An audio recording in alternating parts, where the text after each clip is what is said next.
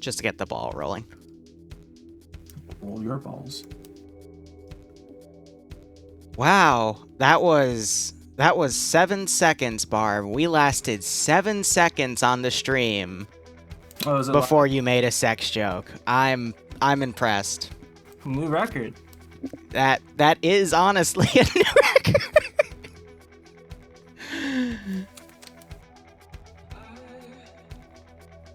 Now the question is, how long do you think it'll take them to finish slotting and actually get in? You think we're gonna? They're actually close to being done. Everyone's slotted except for one guy. So.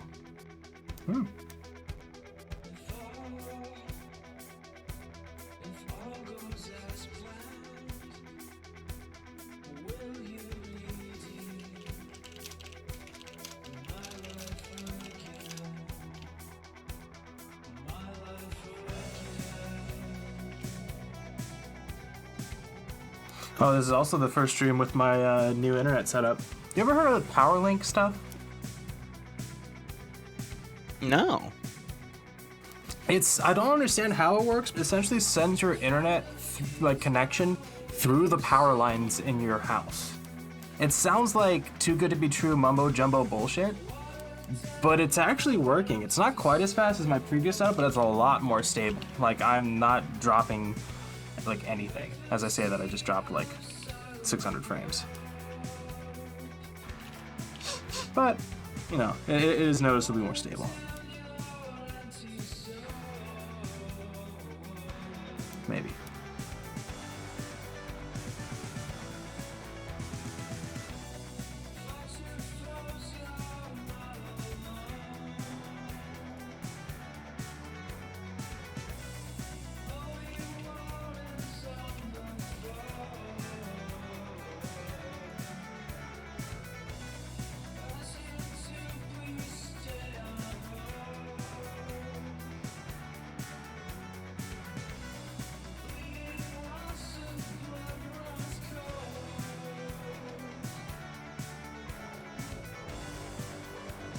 Alright, everything should be sorted. Cool, yeah.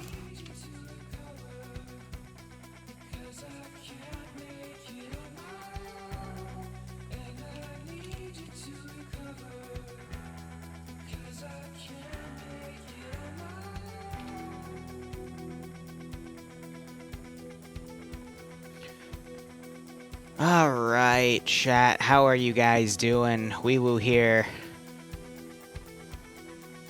I don't know why they're capped at 120, so that should be at 124, because it's 122 plus 2 spectators, one for Barb and one for myself. But Barb is with me here today, still calibrating his stream before he gets started.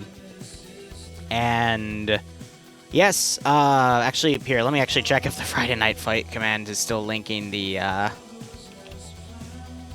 Yep, alright.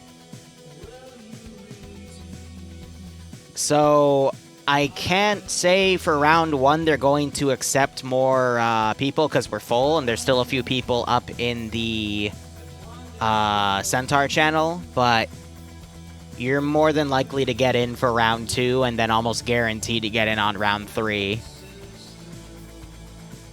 But we'll get there when we get there, right?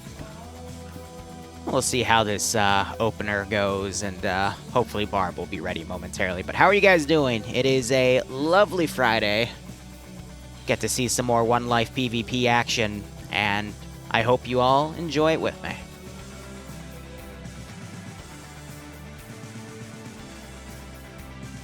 But if you want something more in-depth on how to join the Discord, I did put a little video out on it this morning. I had to practically beg Dingo and tell him I was going to put it up anyway. And he finally let it go up. But I just want to give more people access to this type of event. Especially with the channel exploding right now, so, you know. Help keep the community alive, keep it at its highest numbers on a big streak, and see how things go. Hey, Barb, you ready? Just about. All right, because they're starting the mission file. Oh, yeah, no, I'm live. All right, cool. Let's see. Actually, you know what it is? It's because that's what my internet. Why my internet is fucking wacky. Because I have your stream chat up as well, so that I can read it. And yeah, when your stream goes live, it automatically starts playing. And yeah, and so I was watching like a 1080p stream as well. So you were stream sniping. Sure. Just messing with you, man. All right, so they didn't specify what the round was, but it looks like it was terminals. So it's a standard terminal attack for the opening round. I'll be curious to see what they meant by armed MI8s. It'll probably just be gunboats, but we'll have to see how things go.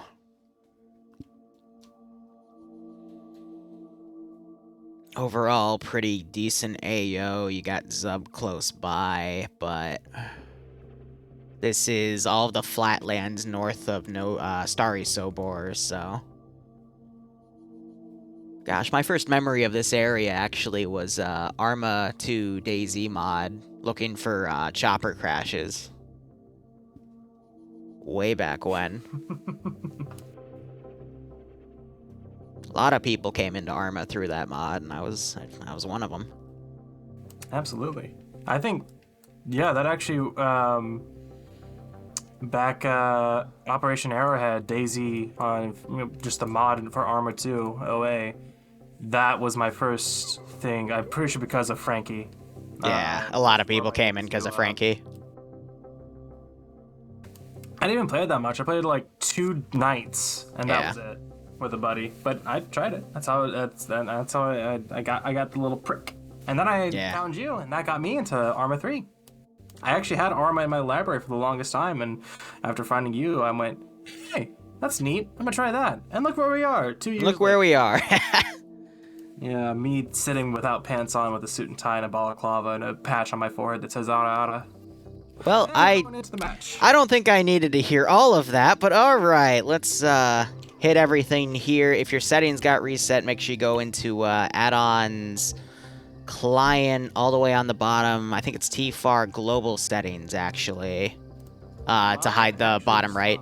Yours is fine? Nice. Mine keeps getting reset because of the Arma updates. Yeah. Alright, let me check those MI8s on Op4 real quick, and hopefully that not connected to the TeamSpeak thing will go away in just a hot second.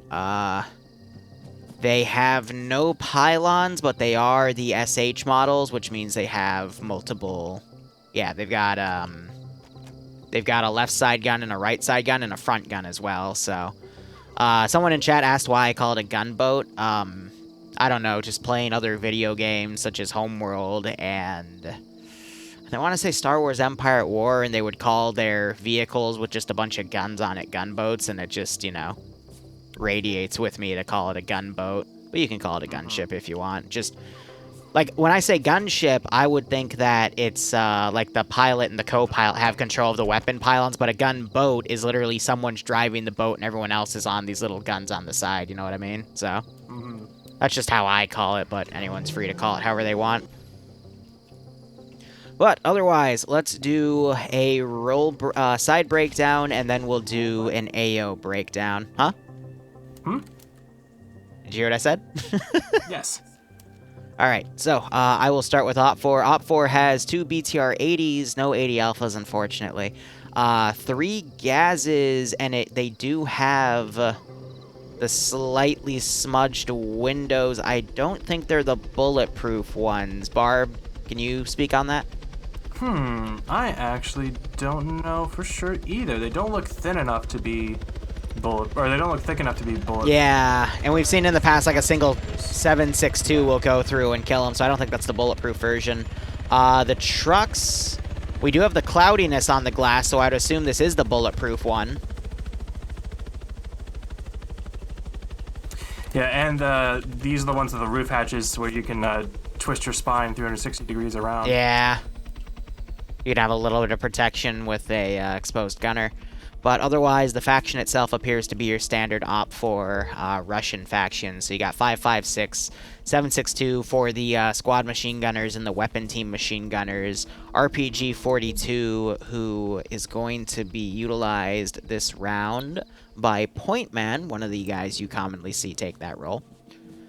Who is the marksman for this group? It is going to be Tendies from Tau. I haven't seen Tendies take that weapon in a while, to be perfectly honest. But we'll see how he does with that. Pierce is commanding for Op4. He is a name you see time and time again taking commandership roles. We do have Guy Fieri over on Op4 as well as a Charlie 1 assistant, I believe, for a machine gun. I don't see Kane or Arma Jesus with him, though, but I do see T5 Bay and Delta 1. I'm just calling out names of players that I know do some crazy multi-kills here and there. Rafter's a new guy. He DM'd me on TeamSpeak. I wished him luck. We got Vargran as well. And then, you know, your standard 4IB guys and TSB and Bravo 1.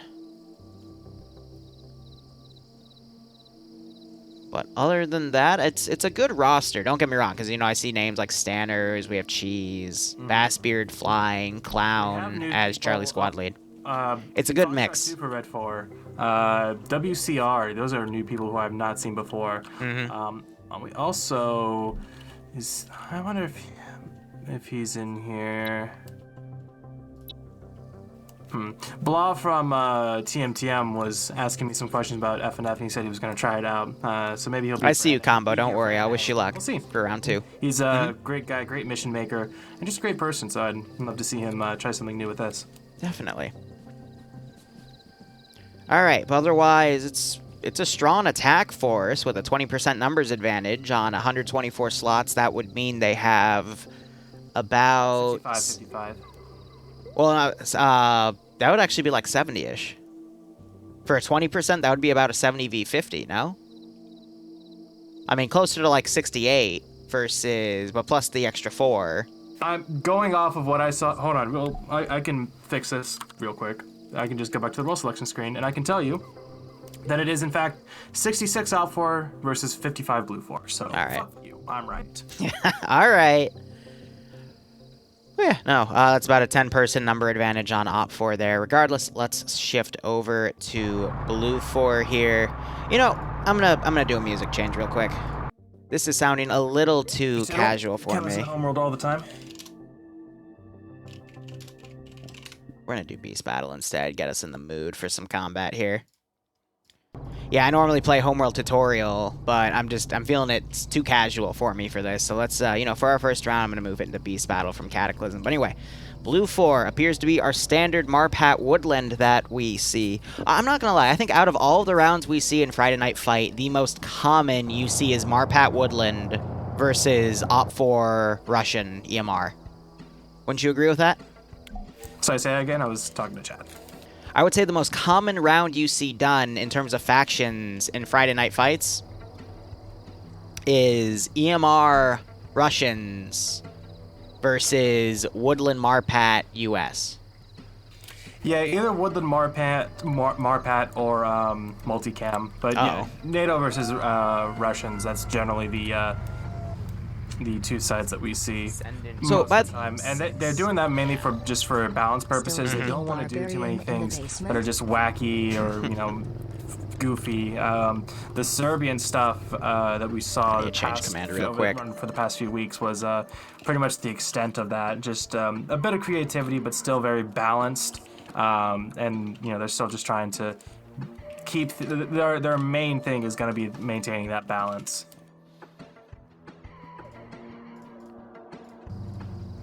Yeah, because honestly, it's not fun when you fight an unfair fight in PvP when it's supposed to be this close. If you go in knowing that it's going to be unfair, then that's a different story. But usually Friday Night Fights, they try to keep it as even as possible. That's why you have the unscripting of GMGs, for example. There's no autocannon use. It really tries to focus on the infantry combat while giving some slight advantages to, you know, the attacking faction, because defenders can just wait out the attackers to come in. One quick thing I want to amend. I could have sworn the designation in the brief was for an M2 Humvee, but it's a 113 instead. So I just quickly changed that. You got Gamma 1 crewing that, and Gamma Actual, which is led by Mountain in the 1117.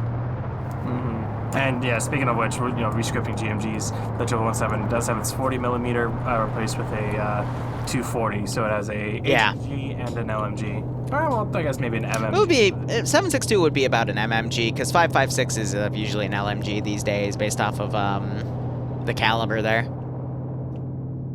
But otherwise, knowing Blue 4, just to give a quick rundown for those of you that are new, they're 5.56 based weaponry, M249 as the squad automatic weapon, 240 Bravos for their machine gun teams, a Moz for the Charlie 2 weapon team, a Mark 11, 20 round 7.62 marksman rifle for the marksman, which is in the hands of Wheaton, and he's working with Olaf, our resident FK member who always shows up to these every week. Yeah, he's got like I think a full 7 this time. He reserved 7 and they all came, I believe. Nice. Good to see FK making an appearance today. And we also have Iander with the Moz, because that's the only thing he's good at. Yeah, that is. But damn, he can make good shots with that thing. Oh, fucking, what was it? I think, was it just last week where Iander made like a 750 meter shot with an RPG-42. He actually sent me like pictures of what he could see. He could only see the tracers. He didn't even have a silhouette to shoot at. He just saw where the tracers were starting, and he nailed that thing. One shot. Oh, so good. That was absolutely amazing. But otherwise, they're starting to fan out. We're already seeing the 117 going down in MSR on the left. We also have Olaf and his battle buddy Wheaton. Wheaton, by the way, no, it's Martin that runs the server, but Wheaton is Wheaton an admin for FNF? I believe so. I think so, yeah. That's why I know the name. They're already going to go, on the left flank there, and it looks like Blue 4 is going to do a dual defense of 3 objectives and sacrifice Terminal 1. But let's look at Terminal 1 here. It's in a barn complex, and it has a decent partial perimeter going. There's a lot of exposure to the north, but that is the weak side. Or no, it's the unlikely side that OpFor would come in since they're spawning from the south, but... Hey, real quick, your voice, I mean, I can still understand you, but it's very robotic, and I don't think it's my connection. I have no dropped frames on OBS, so it's not my connection. Would be the TeamSpeak server then. Your voice sounds fine, yeah. I think it's your new internet thing that you were talking about. Because people in chat are saying my voice is fine too, but I'm not noticing any distortions on my stream quality, so I think it's on you. I'm sorry. Okay. Don says you sound fine on stream from your POV as well, so I think it's just a little network hiccup, but... Do I still make sense? No, yeah, you still make sense. You just sound like a Dalek a little bit. All right. Well, please bear with my Dalek voice then. I'm working on... fuck it. Let's we only got 4 minutes left. Let's just focus on Terminal 1 here. So they're abandoning this objective. You saw Delta 2 come up. Did he put an explosive trap on this terminal? I don't see any. There's a door open on the northeast side, but no, I'm not seeing anything over there either. Yeah, so to let people who are new here know, an explosive trap is when someone puts a satchel down and they wait for enemies to come over and then they detonate the satchel, going for some free kills. Without any resistance. An explosive trap is an explosive used as a trap. Yes. Hey, I just answer stuff based off of the comments I get on my YouTube videos, alright? I'm not even kidding. Alright, someone asked what that term meant, so I have to define it. Alright? It's just how I roll. Next thing you know, someone will ask if a booby trap uses actual boobies. Don't tempt the YouTube chat base, please. Oh yeah, they still give you shit for bees, and be advised. Don't remind me. But otherwise, it's just a barn complex. Let's go look at Terminal 2.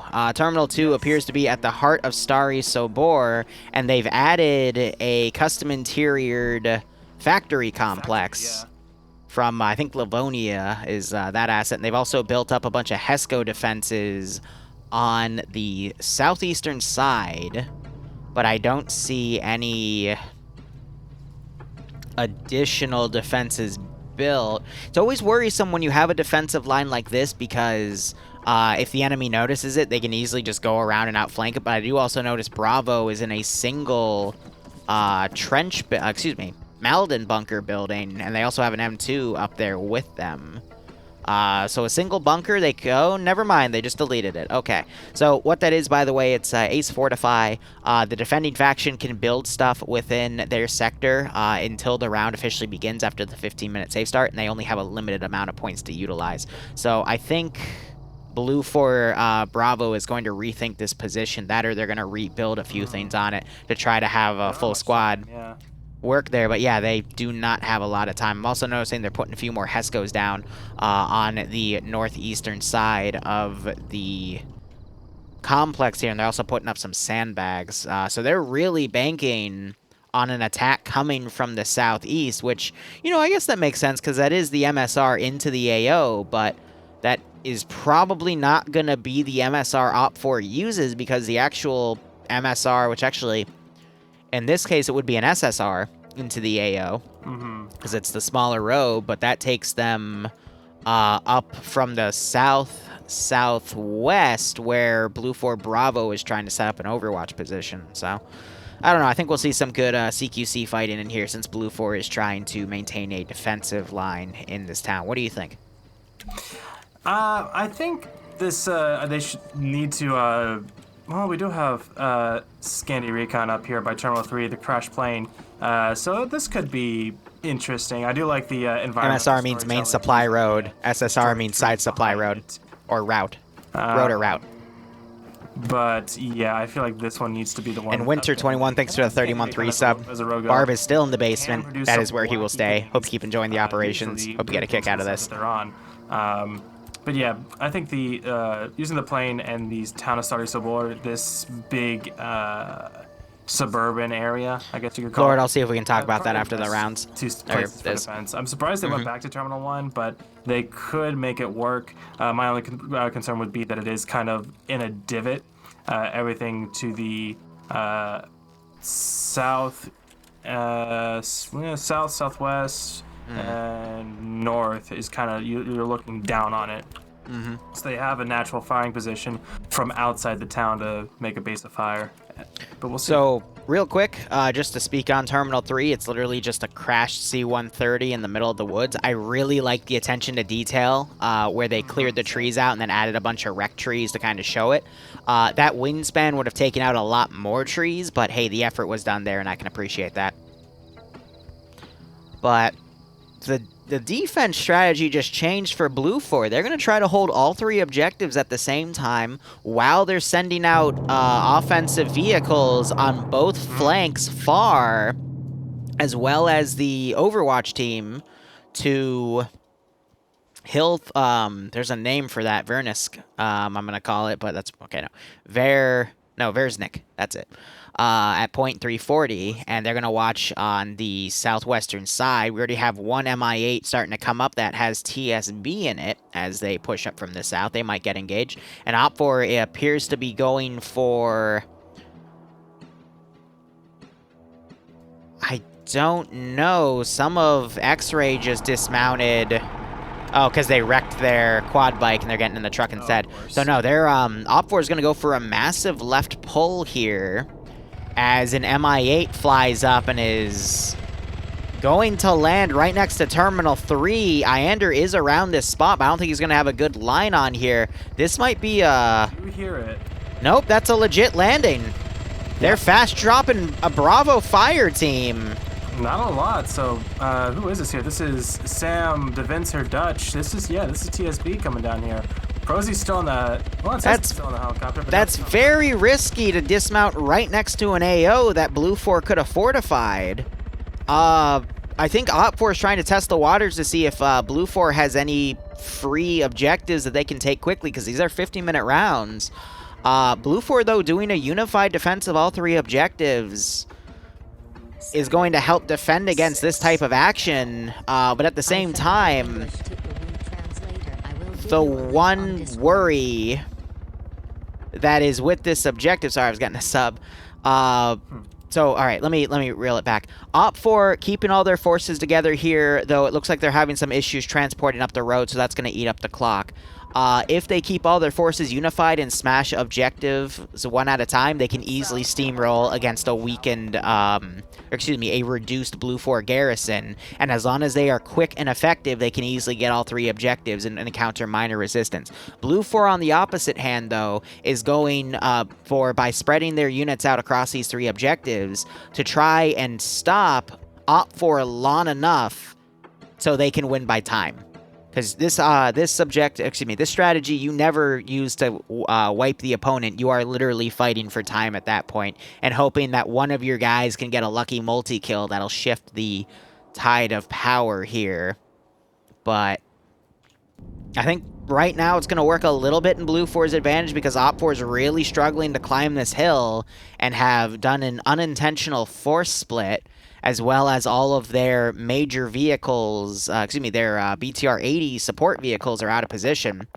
And you're starting to hear some heavy calibers going as the 4-man team starts going to Terminal 3 for Op 4. Barb, what are your thoughts? Helix, thanks for the 14-month resub. Send me that ooh thing. Hope you keep enjoying the ops. Hope you get a kick out of this. If SL Dream and Jaden were manning their 113 and were in contact with Scandi Recon, or even just watching that helicopter as it dropped, they could have used that 113 to drop the fucking Mi-8, but they're seemingly having some issues, it seems. But now Bravo 1 for Red 4, which is TSB, is about to get into contact really close with Scandi. They're walking right up to their position. Yeah. This on the tip here. This is Flying Finn. Oh no, Finn's gonna be the first contact. They're walking right up to his tree.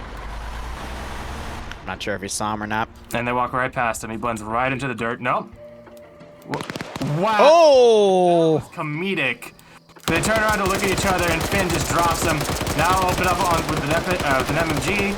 He goes down to Dutch Eagle. Dutch Eagle gets a kill on Finn, but his battle buddy and Infidel gets the kill in return, and that TSB fire team is already down to half. Prosy tosses a nade. Gets pretty close, but...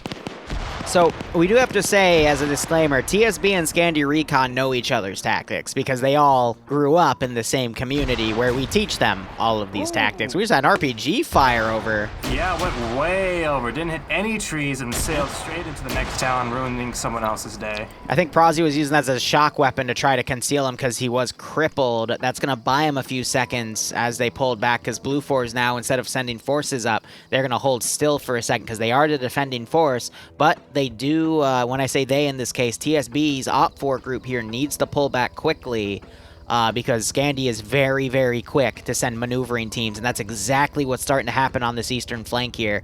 And if TSB does not pull back, they are going to get encircled. Meanwhile, we have a 117... the 117 is potentially following Platoon 1 HQ's Op 4 quad bike here.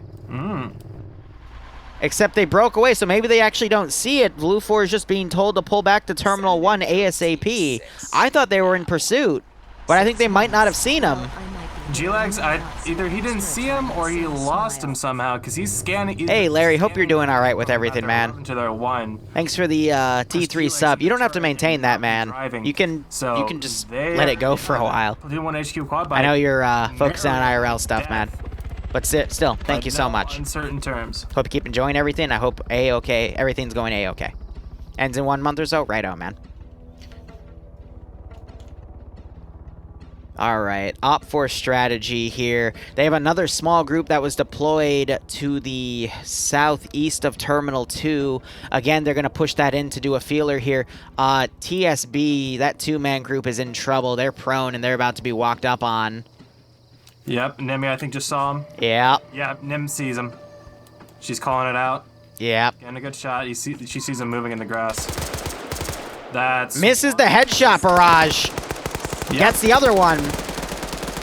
Grenade goes out in return. Yep, there they go. And 2 free kills. And it was a smoke, too. Oof. And they're just mag dumping them. That's yep, they're making sure they're down, but that's a good call by... That's BM. That I don't care what you say. That's BM. I love it. What's BM? Bad manners. It's gotcha. For playing against someone, and it's just like you're disrespectful. I see. Well, it's because they killed Finn. All right, so 1117 has pulled back. It's on defensive to the south. But again, there's rivalry between TSB and Scandi. I can't believe this, but Blue 4 X-Ray is actually in a really good Overwatch position on Op4. And as I say that, Op4 Alpha Squad just spotted Wheaton pulling back and is now firing up at their position. So Blue 4 is going to have to pull back. You might see that 1117 come in to try to cover them.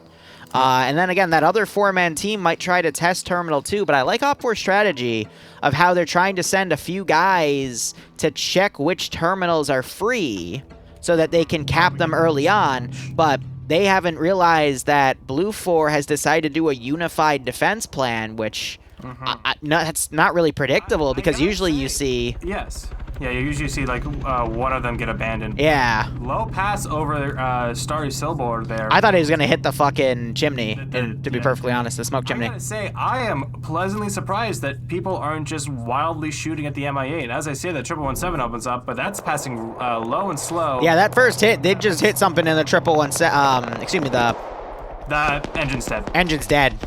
So great first hit by that 1117. Chopper's going too hard in the trees, it's dead.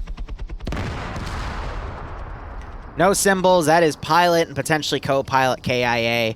Honestly, MI8s aren't the best assets to have because of their low speed and their big target profile. You really don't want to be flying low and slow over AOs because it just takes one good burst by a 50 in the underbelly to take it out. So if it did have a good, very fast pass over Starry Silbor. Yeah, but it started reducing speed over the 1117. They didn't know it was down there, but you got to consider that entire AO that Blue 4 had, you got to keep away from. And now it's trying to shoot out the other helicopter. Op4 is still using those for recon, though. Yeah, there's a big push coming in on the 1117's western side there. Yep. Driver might start seeing some things, but the Gunner definitely doesn't. Yeah, this is Op4 Charlie Thunder running up to where X-Ray was, but they have already pulled back, which is good. I'd hate to see Blue 4 lose that marksman rifle. What's worrisome here is Charlie 2 is the MAT team weapon. So that is the RPG-42, and he is about... Actually, yeah, the entirety of Charlie's about to see this 1117 come down. Yep, there's the door opening up on it. And that's... no, both crews still alive. That is the 14.5 millimeter firing on it.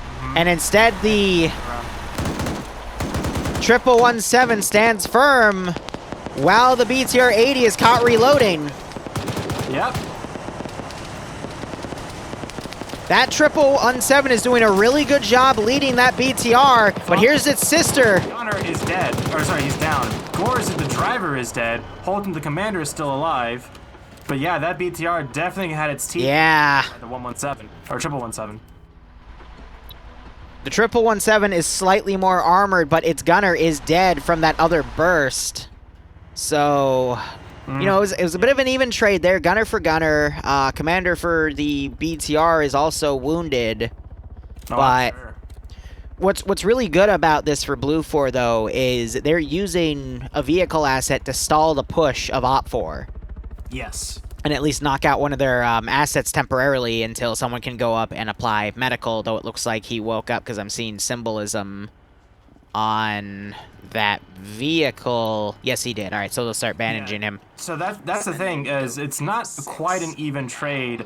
1 for 1, yes, but the BTR has 3 crew members, and the 1117 only has 2. So the 1117 does have to retreat, get a new gunner for the turret, but otherwise, yeah, it is able to still make that escape, which is... Real quick, Blue 4 Command cutting north with X-Ray, very close to Op 4 assets to the north here. Yep. And it looks like Agaz is actually going to pursue and try to take out Blue 4 Ground Command, and he goes down. He's dead. I don't know. That was Dingo. Gunner, but damn. Yeah, that we were talking about that earlier. The whatchamacallit, the gunner's taking out the top of it, and now Foxtrot 1, Fred's FK, right? Yep. No, that's Olaf. I think Fred is as well. Yeah. Yeah, these are new names. They just broke away. FK guys. They are BMing the commander as well. That's pretty funny. Okay. So they stole the Blue 4 commander's backpack, the backpack radio, the long range, but they left the Red 4 long range instead. They're not taking so they with them. They just changed it out, so yeah, I hope they'll still have comms, but that's good that they'll be able to listen in to platoon-level comms early on. Maybe that'll help OPFOR realize that Blue 4 has gone for a unified defense strategy and help them regroup and just start steamrolling these objectives. There has been 15 minutes eaten on the clock, so there's still 35 minutes of game time remaining. Still enough time for OPFOR to start steamrolling. We're seeing the MI8 starting to do low passes on Terminal 1, but I'm willing to bet OPFOR is going to go hit Terminal 1 and then either pick 3 or 2, do that, and then more than likely just completely bypass this line that Blue 4 has made. But this is going to be great for Red 4 if they're coming in from the north. No one's really looking this way. They do have Marcus, who is AT, with an M72 on his back, looking in that direction, but he's looking at the crossroads to the so real quick, northwest. Mr. Kivo, Decon Frost, thanks for the 6-month resub, and Kyle, thank you for the subs and resub there. I hope you all keep enjoying the operations. I hope you're getting a kick out of this. And now there's fire coming from the Gazes into the town, so they're made as well. X-ray definitely. Hey, the MI8 is firing at its own dudes. Yes, I mentioned that. And sorry. The other MI8 is down. Yep, engine just got hit. Yep, and someone might jump. Too hard. He's trying to shoot to provide recoil to stop his momentum, but no, that's not good. That's no good. OPFOR's doing a rush on the objective that they already lost 4 dudes on. Yeah, Devince's in my chat. They said that or he's saying that they were told last minute to go, quote, check Terminal 3, and they didn't take any contact upon landing, so they went in. Gander has the Maz out. Ambushed by Scandi in the woods. He's gonna risk a shot. Yes! And it almost harmed us the second Vic. Everyone hops out like it's a fucking clown car, but Jesus! That's a lot of forces to deploy at Terminal 3, though. This is going to be an even fight for Scandi Recon. They're a little outgunned, but we also have members of Echo deploying for the north. This is a pincer strategy. A strong claw, weak claw. Strong on the southern side, weak on the northern. Wait, I stand corrected. That's a lot more guys that just got out of that gas. Yep. OPFOR is going to go for a...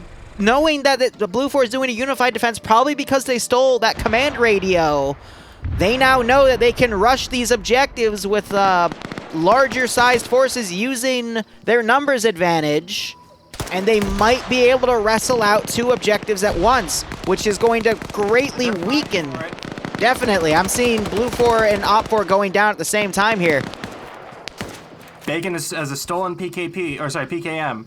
Yep. And it's just him and Az holding this north side. Naps is now coming back up. This is tough. I don't think Scandi's going to survive this. 2 directions. Scandi's definitely outgunned right now. Peel out.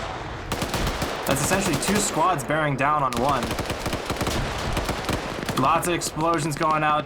Az is still up next to Bacon, but he's about to get shot from his side. Slim coming around. Pops over the trench and actually picks up the kill. Real quick, one of the BTRs just got hit. They pushed up to a Blue 4 squad that had a large fortification here.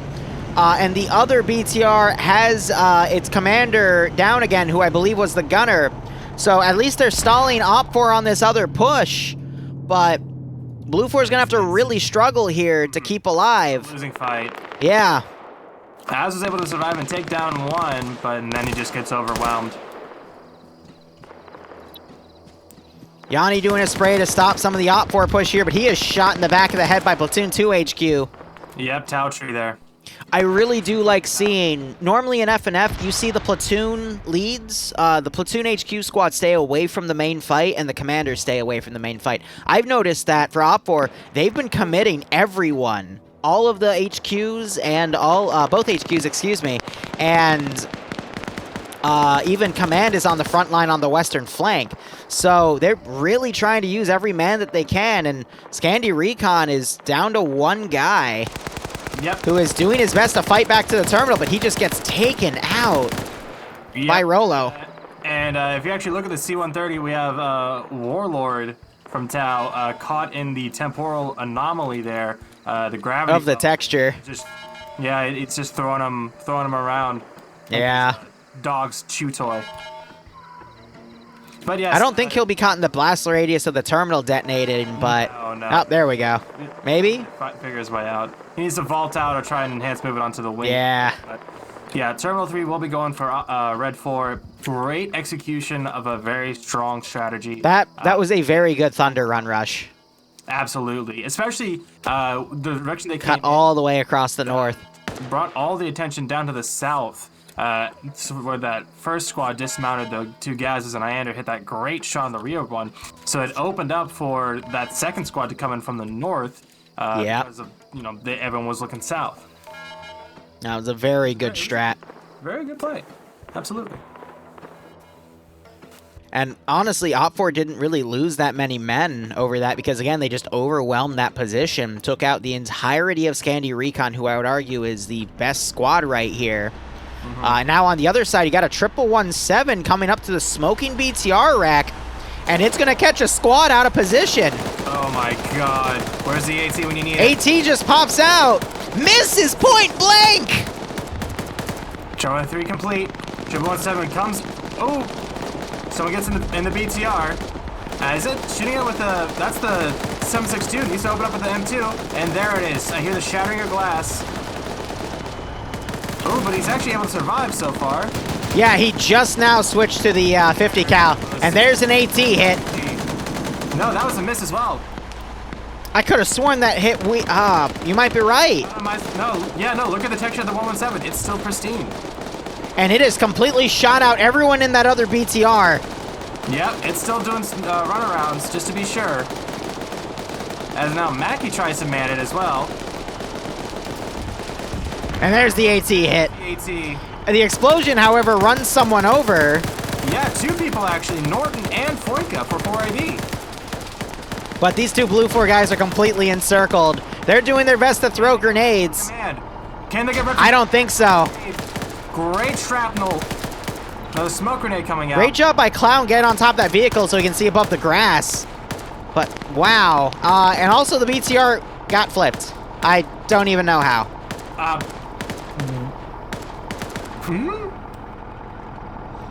And now it's unflipped. Flip script. No, I wouldn't go that far. Kinda. It should be drivable. Side wheel. Did you see that though? Like the top, little out. I'm gonna call them out triggers. Yeah, the snorkels just shot out when it flipped. That was interesting. And Team Rocket is blasting off again. Hey, look, he unflipped it. Wow, excellent.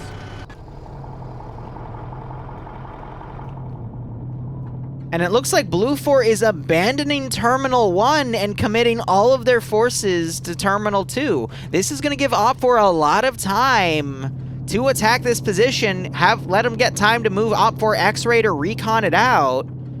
And Op4 has a lot of room to lick their wounded right here, which they already are. They've only got 1 guy that's left that's down.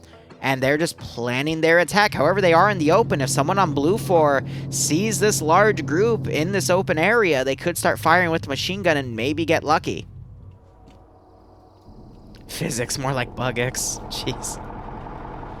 Blue 4 only has that that 113 with the 50 cal left. It is up-armored, but it is slow.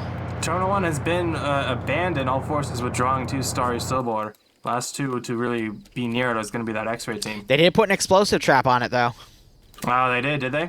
Yep, but if Op4 is smart, they can have someone defuse it, because they're relying on the pop-up to... Yeah, or it's just they send in a lamb to the slaughter and they just try and, action movie scene run out of there, because it's really not hidden. At all. They planted it behind it, or maybe... I actually don't know where they would have planted it now that I say that. Maybe in the corner, just because you want to destroy the building more so than really kill them with it. Yeah, because the building collapse does more damage than the actual explosive. It greatly increases the damage, especially a building like that. Back in the public op, when they deaded, when the player base deaded a plane and a Hainer, it took out 2 Hainers, the one that was in and the one next to it, and it wiped an entire squad. Nice. Well, it was PvE, so here I was trying to give them a good op, and they just murdered themselves, and I'm like, oh. Not nice. That's their fault, baby. Now, here's the one fear I have right now. Op4 is going to start moving over this open field, and if you look at where Blue 4 Platoon 1 HQ is, they have a 50 cal static, and I think they just spotted them. They're kind of keeping that 113 down. Yeah, there's that 50 cal opening up, and all suppressive fire going both ways. The gunner of the 50 is taken out immediately. Yeah, that was a lucky shot, but an explosive trap knocking out, who was this? Aim at the stars, who also has a -1 on his roster, which means he killed a friendly. Yeah, did he just, no, I know what happened. I know what happened. What? He had charges, he had explosive charges in his backpack, set to throwable. He threw an explosive charge, amazing. Amazing. No way they would have predicted a trap up there in the middle of the field right there. No way. Oh, also, I like how the C-130 is also destroyed now. Yeah, they have, they use the one texture that's dynamic. Nice. That's neat. So Op4, they tried to push their luck here, and now Blue 4 is sending a lot of forces over here to reply to it, which is going to give Op4 the time to take that Terminal 1 area, but...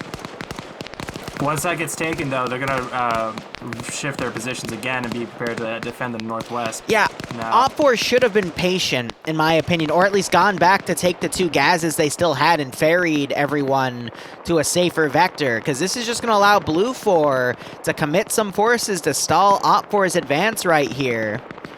Whereas if Op4 waited and had the forces from Terminal 1 come in at the same time as the forces at Terminal 3, they could have just spread Blue 4's lines then and probably gotten away with this open field push, especially if they brought their vehicles, but instead they're just going to be halted right there.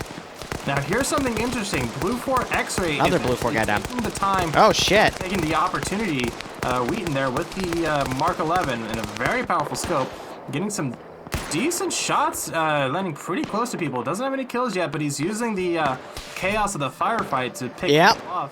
I just saw him get a few hits right there, and this Op4 group is definitely disoriented. They know, based off of tracers, there's something over there shooting on them. But for now, they got to focus on where they see the contacts right now, which is ahead of them.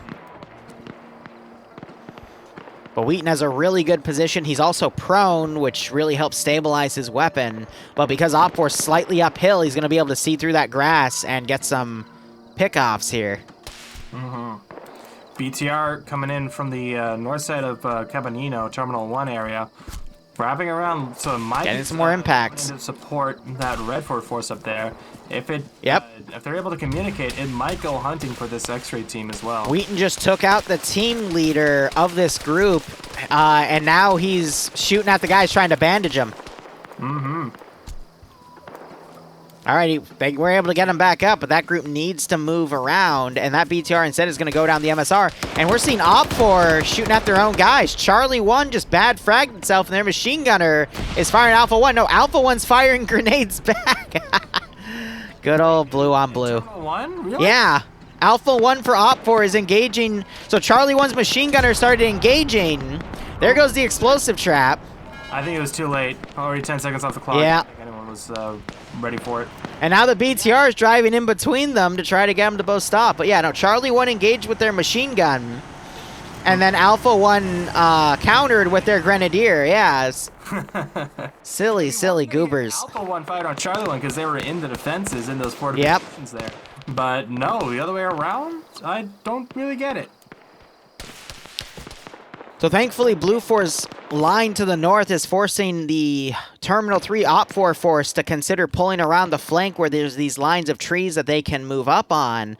They got to be careful, though, because they might get caught out of position on the direct east of this one Blue 4 spot. But looking at the bodies here, how many guys in Op4 are dead? I see one body, and that's all I see. Let me check the roster real quick.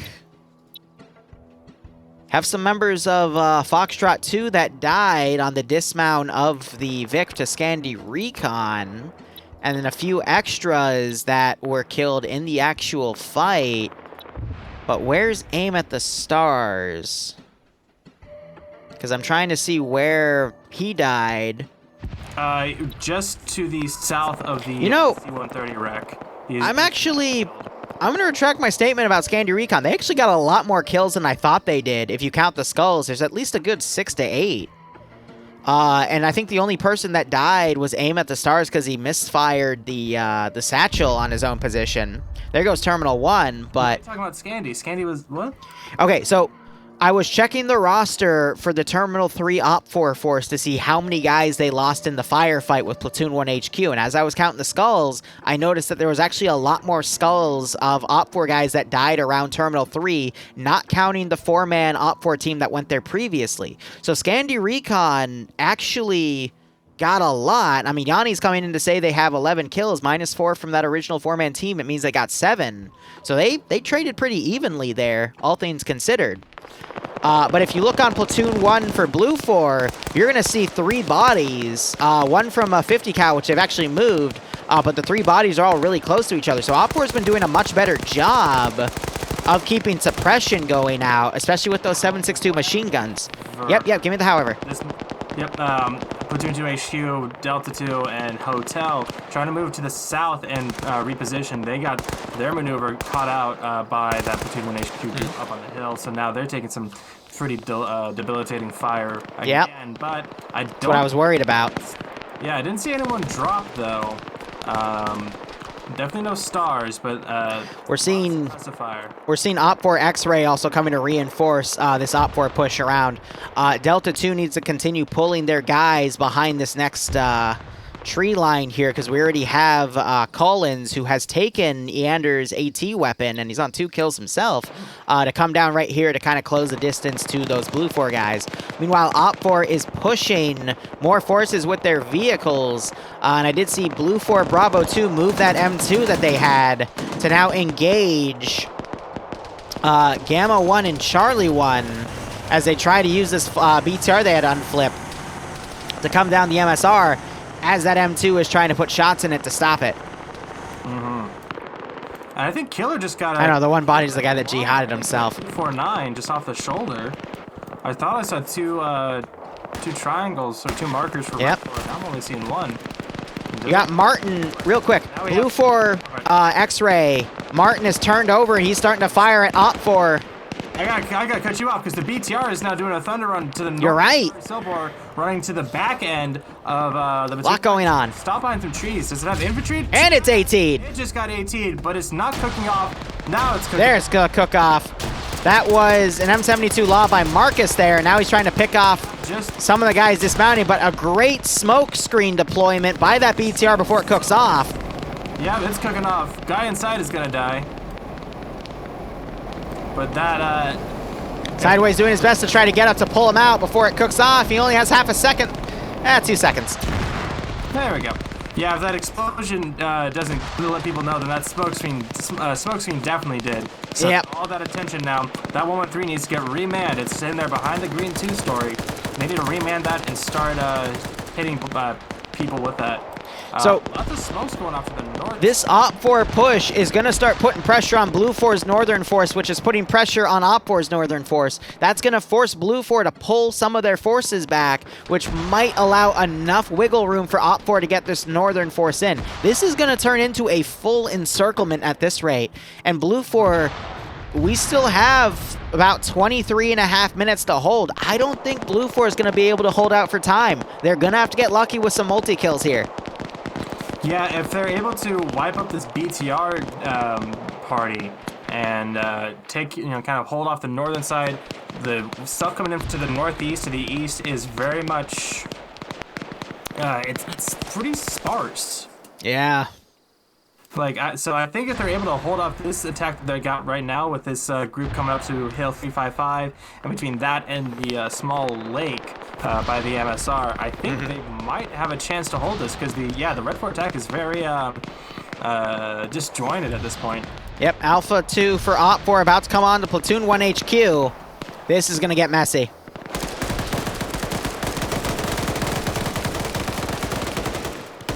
Oh, man. He just had Platoon 1 HQ Actual run into one of his buddies' firing lines and get killed as the other two guys who were dropped. I don't think Op4 took a single casualty in that firefight. Oh, that was nasty.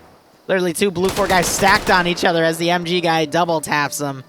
Oh, that was not good. But I think this operation has just been attributed to Blue 4 not able to wrestle the number advantage out from Op4, but they have tried with Blue 4 marksman. They tried with the 1117. They tried in stopping Op4's preliminary deployments on Terminal 3.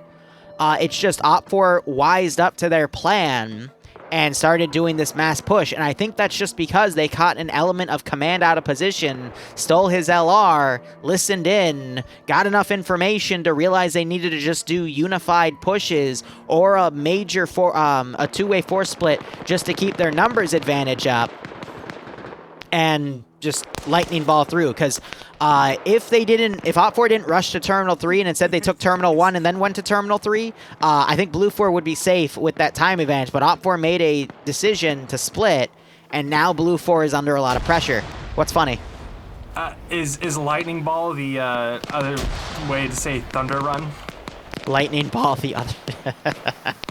I just thought that just tickled my fun. Wouldn't that be lightning charge then? Well, it's thunder run and lightning ball, balls roll, so. I see. Regardless. All right. Yeah, this attack to the north of Sobor kind of stagnated a little bit. I am. Not too bad though. They are. Looks like they're gonna. Go ahead. That's it. I will give Blue 4 a little bit of credit, though. If you actually look on the overview here, I'm seeing a lot more skulls for Op4 now than before. I haven't been checking the roster too much, but, you know, Scandy with those 11 kills, I think helped kind of even the playing field here. And now it's just going to be Op4 to make sure that when they do this unified encirclement of this AO, that no one side starts to lose manpower, so Blue 4 can regroup on a different side. But it's plays like what Marcus for Blue 4 is doing here, who blew up that Humvees on his second kill, trying to get his third on Charlie Actual, and he manages to knock him out. If Blue 4 keeps playing these little guerrilla war tactics with a few of their guys, they might be able to stall Op4 here. And there's the 15-minute warning called. I might have misspoken then, about 23 minutes, but then again, it still feels right for the timeline. But Op4's major northeastern pull is going to be an issue, but Blue 4 has definitely pulled a lot of forces back and reinforced his vector. So I think there is still hope for Blue 4 here. Absolutely. We do have coming in. There goes Marcus. Hotel leading the charge. Or did he run? Into HQ. About 10 or so guys coming in towards the this long barn and warehouse area along with X-Ray. This force, if they've been caught out by a lone gunman by the terminal building, but they're gonna need more guys to start shooting at them. Real quick, look at the terminal building right below the chimney stack. Look at Ericrew's position. That is... That's the guy shooting at all of them. He is as... That's a very good position. I'm really surprised nothing's hitboxing his bullets. Yeah.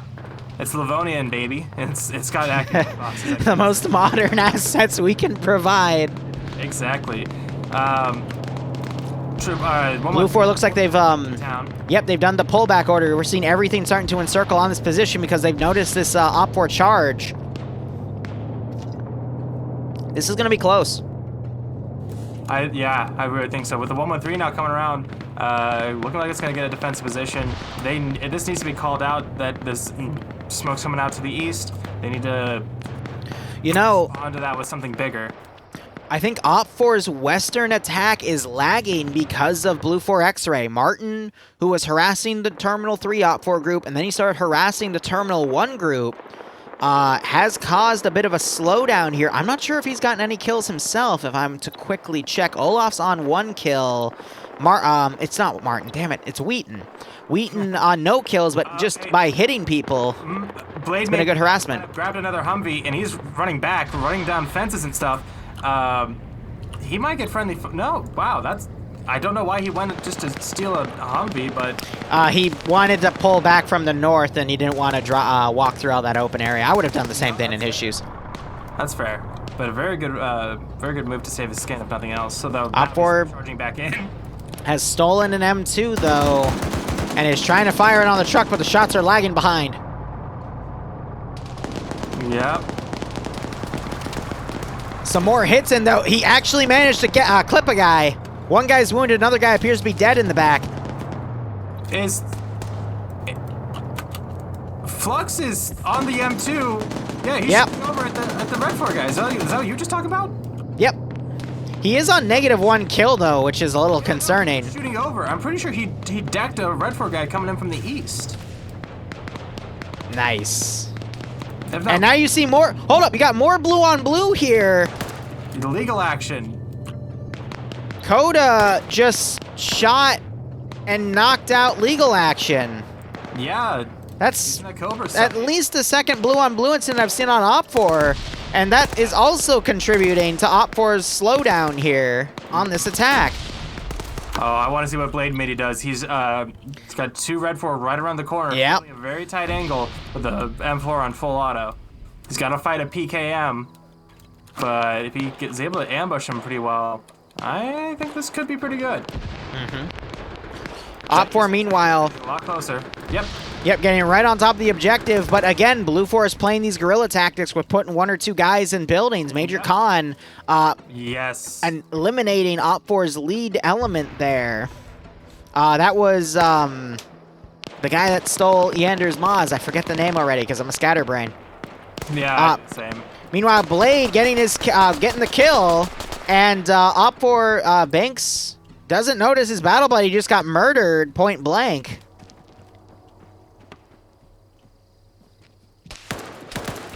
Yeah, I am liking these, watching the sight lines, establishing bases of fire, especially plays like what Major Khan's doing.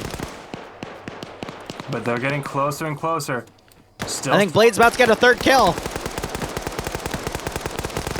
He's unable to land the headshot, though, and frickin' Banks is able to and knock him out. Oh, that just shows you the power of 5.56 to 7.62. Look at all the blood that Banks dropped, but he got a really good hit on Blade, hit him in the head, and got a knockout on that. Yep. Good golly. Yep. There's Kodo with the double tap. Still alive because his body still had physics, and he got double tapped. Oh. Nicely done. I'd be mad if I was Blade. Noose is tightening. South side, Red 4 is less than 50 meters away. North side, less than 10 minutes away with the main force. Now it's just a matter of watching these doors. This factory has only 2 entrances, one on the southeast side and one on the southwest side. The main gate and then a side door area that leads into Guy Fury getting lucky for his 3rd kill. You could get onto the roof, try and shoot in through some of the windows, especially over on the southeastern side, but unless you need to get in there, those 2 doors are all you got. I could also see him trying to get on top of the chimney and shooting in through those windows. Yeah. The building should be set to invincible, but that doesn't always. So the glass might still, might hold firm. Yep. And here they go with breaching tactics. One guy holding that door already dead. 9 minutes. I don't know. I think this is going to get very close either way. It looked like they were halfway through building a ramp to the roof of the factory building. You see that? Yeah, I saw that. I think they just ran out of points, though, or their commander told them to stop. Some GLs going back and forth. Honestly, numbers-wise, Op4 still has that advantage, and they're starting to tighten this noose here. I could see Wheaton and Olaf coming in and doing a little bit of last-minute harassment. This is what I'm talking about. T5K on the chimney and the scaffolding, shooting into the windows on the eastern side. Those big windows. Getting down now. But still, a lot of these guys weren't expecting them to shoot through the windows, and it shows. They were holding really steady on the A lot of grenades going in there. And Purim just got friendly or bad fragged, I think. Because I don't know how they would have gotten a frag in there. I think that was the 113, yep. Panzer gets out, looks across the street. But It looks like the glass is distorting T5's base bullets a little bit. Just heard an explosive trap go off. I think it might have killed an Op4 guy because I just saw a symbol disappear. whoa, okay. That was some wonky desync. T5 Bay, 6 kills now. About to be 7 as they get this double tap. And gets 8. 8 kills for T5A. Again, he is one of my top picks for a reason. He can easily clean a house by himself. We've seen it time and time again. That glass staying firm. 7 minutes. Building means that it's the ballistics are being calculated as if they're firing through a surface. So even though it's only glass, it still is distorting that bullet's trajectory. It's a trade-off, but it is what it is. Now, Tendy's marksman on the roof, looking at these windows, gonna get some cheeky kills. Oh man. Yeah. That's the weakness of this building. If you let the enemy faction come around. Oh no, Fisher couldn't get the burst off. Ooh. Still saved. Still saved by Dardus and Lucas, and they're going to be the last 2 alive holding this place. Sorry, we also have Moretti hiding in the shitters. 3 left, 6 minutes to go. I think Op4 has this one. Yep, grenade coming in through the front door. Lucas gets 1, but he's banged up, and so is Dardus on the ground, hit by that frag, and then he gets shot in the back of the head. Hillary Clinton style, unfortunately. Frag goes out, but it... Wow, that was the luckiest misplay on a frag I've ever seen. He meant to throw that out the doorway. It gets caught. Oh, yeah. And he still manages to kill a guy with a stolen 249, but... Yep. Blue 4's down to 1 defender. They got to touch the terminal, but they're worried because of that explosive satchel. Yep, and Moretti pops out. Good shot. Gets 1. There's the terminal going. And that's the thing, with Moretti, he's a medic, so he's definitely not the one who set that charge. So that charge is basically as a scarecrow. But now the Russians are just gonna frag the bathroom. Maybe, maybe not. No, they're stacking up on this door.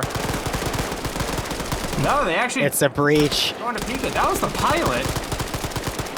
Moretti getting a pilot kill, but then gets mowed down by Vagrant, and that's gonna be GG. Top 4. So by the way, Wheaton and Olaf came around, and I think Clown and Gonzo took him out because they're both up a kill, and Gonzo's unconscious.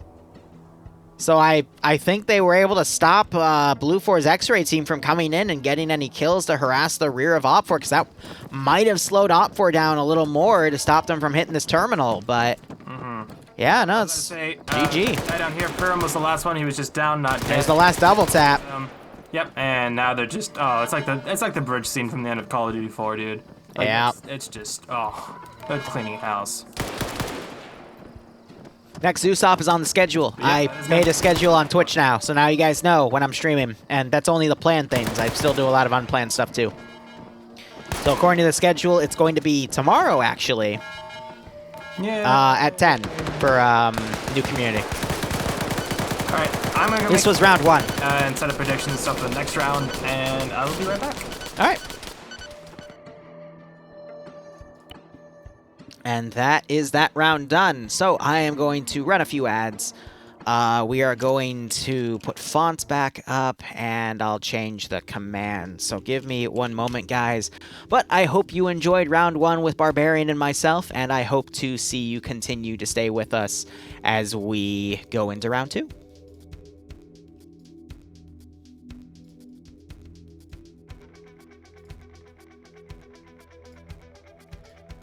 All right, what do we got here?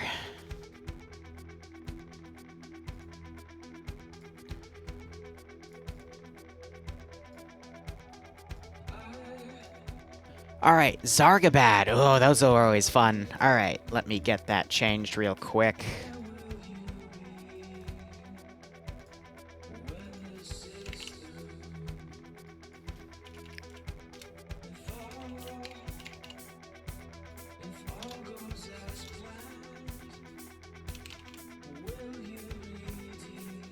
This is round 2. where Blue 4...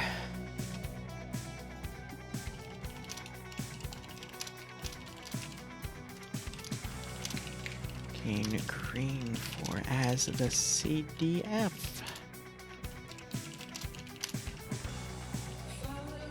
Blue 4 has a 15% numbers advantage.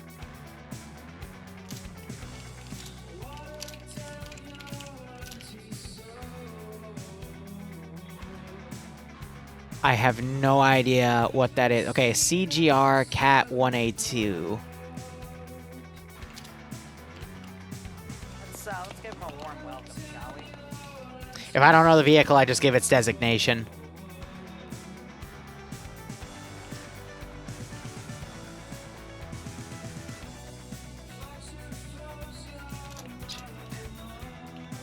Alright, I'll have to get T. TeamSpeak's unmuted. Don't say naughty things to my chat. Bye. Alright.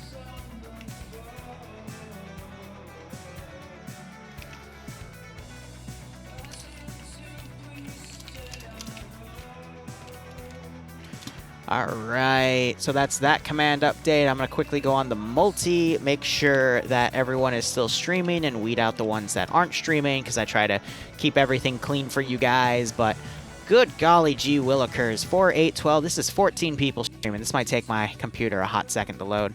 So while that loads, how are you guys doing?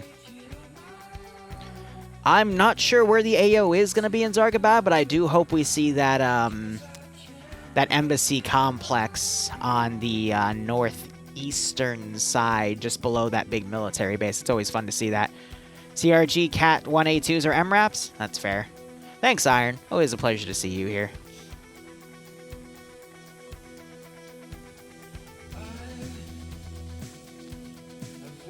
Oh god, Lord, if you're still here, can you ask that question again? Because I totally forgot to address it. I apologize for that. Alright, so Dingo, McCarthy, and DeVincer went offline. Let me edit that real quick.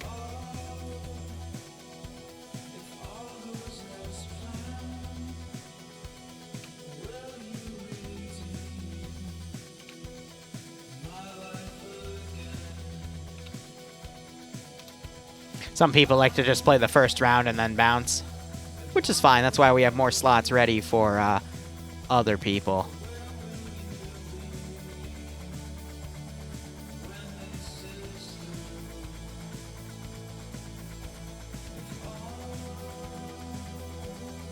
Good, drunk on a Friday night, girlfriend asleep. Nice. I'm drinking cider myself, but I'm trying not to drink more than one of these big bottles here because I don't want to end up sloshed like what Barb was last week or me 2 weeks ago, because no one wants to see that. My life is personally all right. I'm finalizing my content schedule for YouTube. I edited out literally 850 gigs of footage this morning. I've got like 2 weeks worth of videos front log, except for Zeus videos, because I'm lacking on those, which is why you've seen a few on the ground ones. But I'm going to get caught back up by Sunday on that regard. So just debating what I want to release tomorrow in the afternoon. Maybe a second meme video for you guys.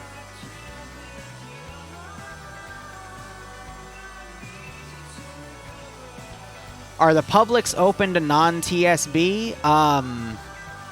What do you mean by that, Zeal? Because technically every op is public except for the T3 restricted ones, which we only have 2 every week out of like the 20 Zeus ops we do. You just have to go into the community and get a little spiel about, you know, where to find our mod set and shit. What kind of cider? Strawn Arm Semi-Sweet. It's from a cidery, I think, up in Idaho, but Cap Contractor sent it to me, and it's good shit. I have a bit of a sweet tooth, so.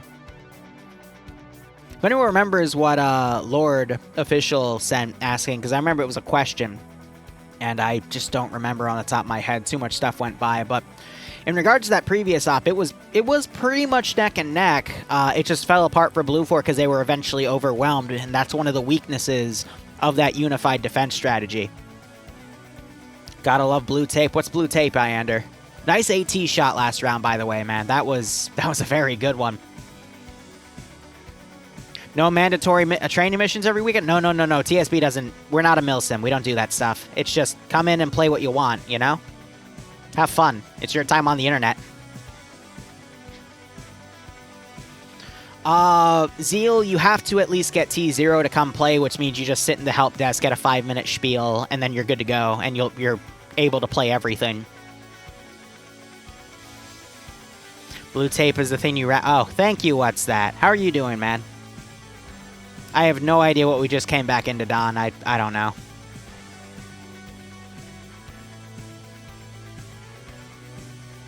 People are fighting downstairs because some people are on the server but not on TeamSpeak. Not surprised. People do that. You like to play semi-serious Arma? Let's see. Semi-serious...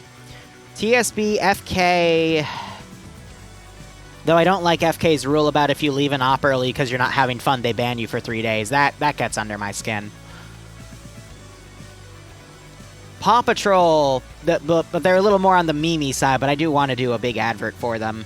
By the way, for those of you that were here last night, it turns out a lot of servers yesterday in the evening were getting DDoSed. It wasn't anyone specific, it was just a lot of communities out there, period. So it wasn't a malicious, intentional target. The fact that those bots came in threatening me and then the server getting DDoSed immediately after was pure coincidence, which, you know, I'd say, all right, it's a pure coincidence, that's cool, but if you guys saw this morning's highlight from the Wednesday 506 stop where 2 VTOLs crashed into each other, and we have something like that happen at least once a week, I mean, there's your pure coincidence right there. Arma has so many annoying little bugs that are so rare, but the amount and pure volume of those bugs means that you're going to find one at least every few days, and it's so silly. But there's little things you can do to minimize a few of them here and there, and I try to do that for my operations, but it's tough. Darklight, somewhere like Paw Patrol would be good, but a lot of communities are like that. If you look on Arma Finder Reddit, there's a lot of semi-serious out there. But if you want like a small semi-serious, I definitely recommend going on Find a Unit for Reddit. There's a lot of places that could use good people. And they're small enough so there's normally not any like politics that ruin everything. Like my time in Star Sim. Finger guns. Ay. Semi-serious usually means dumb shit. Not all the time, what's that? Yes, there are communities I've played with that call themselves semi-serious and they do a lot of dumb shit, but usually they just go on the term of casual. But that's why I encourage people, just play one op with them, and if you don't like the atmosphere, go somewhere else. Plenty of people do that in TSB, but plenty of people do that in every community I've worked with, where I've just seen them once and then never again because they just didn't like the atmosphere. Or am I Zeusing? That's perfectly fine. But things people always seem to forget is I don't Zeus for me, I Zeus for the community that tells me how to Zeus. So when I have people ask me to go Zeus TSB ops like I do Paw Patrol, I just kind of laugh. But, you know, it's like a game master in D&D. You wouldn't host a 5e Pathfinder game. No, 3.5 Pathfinder game, excuse me. The same way as you would host There Is Only War 40k game. You know? Everything's different based off of the set of rules that you're given, and those set of rules are provided by the community. 5e Pathfinder, I'm an idiot. I usually play 3.5 and 5e. So I got tongue-tied there. Yeah, there's no bugs in Arma 3, it's all features. Exactly.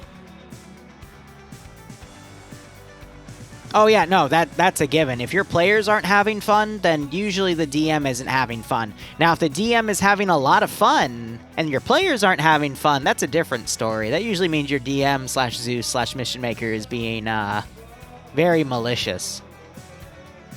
Which is annoying. But hey, it happens. I've been in communities where that's the case. And usually after that, I leave that community. And if that ever happens in TSB, we're very quick to stomp that shit out. Unless it's a special occasion. In which case, you make sure you get everyone's permission first. But there's also,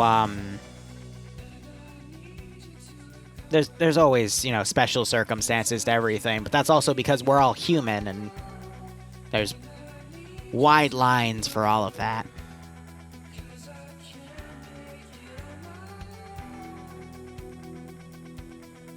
Hey Dark, like, I don't mean to be rude, but try not to advertise other people's stuff in my channel. Because I can assure you, if I went to Remy's channel and started advertising my videos or had someone else go and do that, they'd probably get kicked. That's kind of just a politeness thing. For example, you wouldn't go to KFC and order Popeyes. You know what I mean? No harm, no foul, but I don't want you to get in trouble with my mods.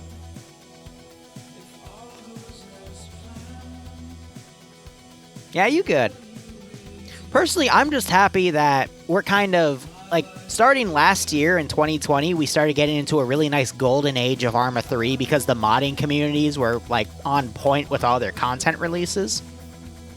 And now we're seeing some new names starting to get big, like Rubik's Raptor. I didn't know who that guy was until I ran those community polls over the past few days.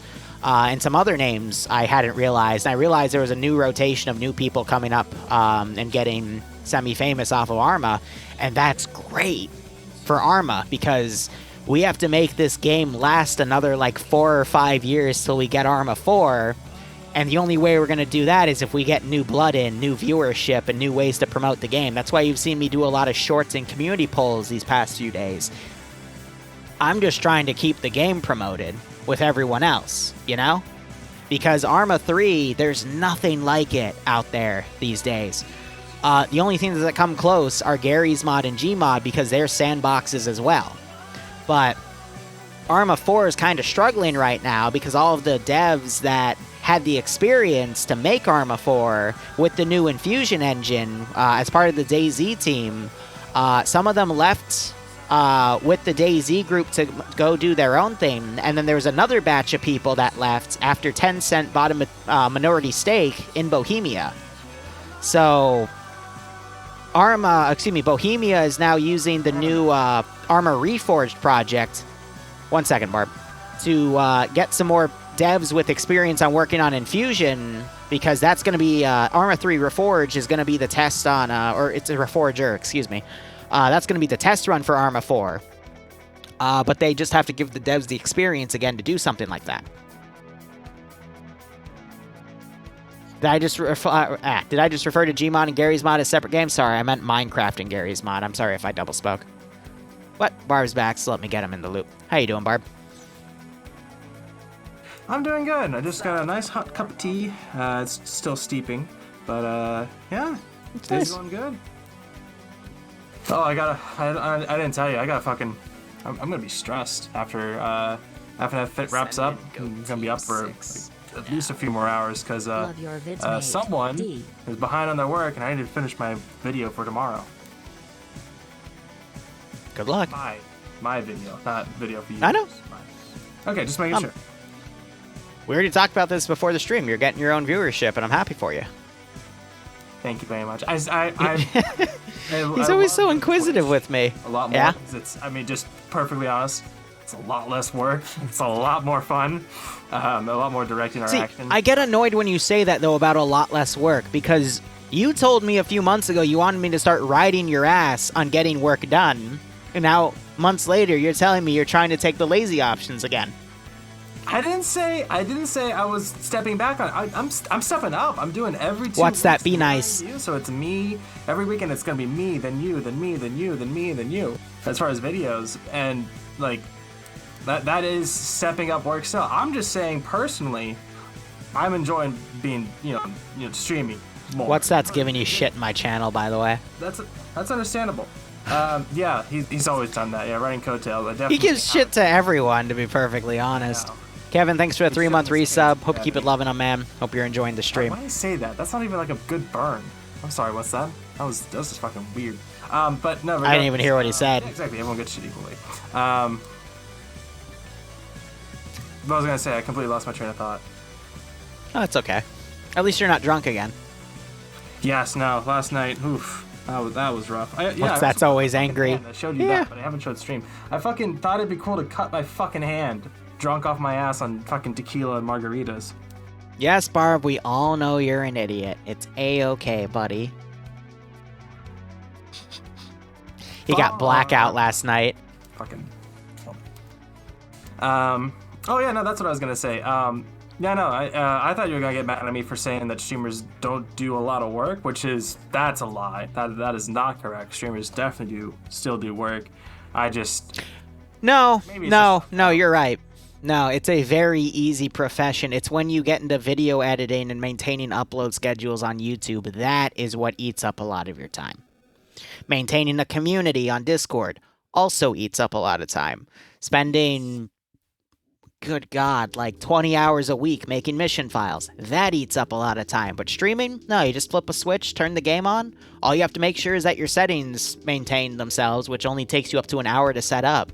But that's one of the easier parts of the job. I will definitely say that. So, yeah. Yeah, it's a lot of work behind the scenes. Because Darklight, I agree. That's why I always outsource it. Like, because I already got another bunch of other shit to do. I had to think about, I'm going to start wearing suit and tie. I'm going to wear balaclavas and do face cam. You're just trying to stand out. Berets. Yeah. That's it's trying to stand out, and that's the kind of work behind the scenes that we're not chicks, and we can't, we can't do low tops and stuff. I will say, I saw a tweet from. I was about to say something that would get me beaten up by Bloodwind. Like Peach Saliva, she was saying, I think she just retweeted it. But anyway, there was a female streamer saying that guys are very lucky that they don't have to, have I on in order to stream. And I'm just sitting here, my balaclava, just like, yeah. Damn it! What's that? I just got one-upped by Twitch staff, Barb. You what? I made the low top comment, and then a Twitch admin just said, Holy "Have you tried?" That's awesome. How you doing, Ian? Oh, that's fucking funny.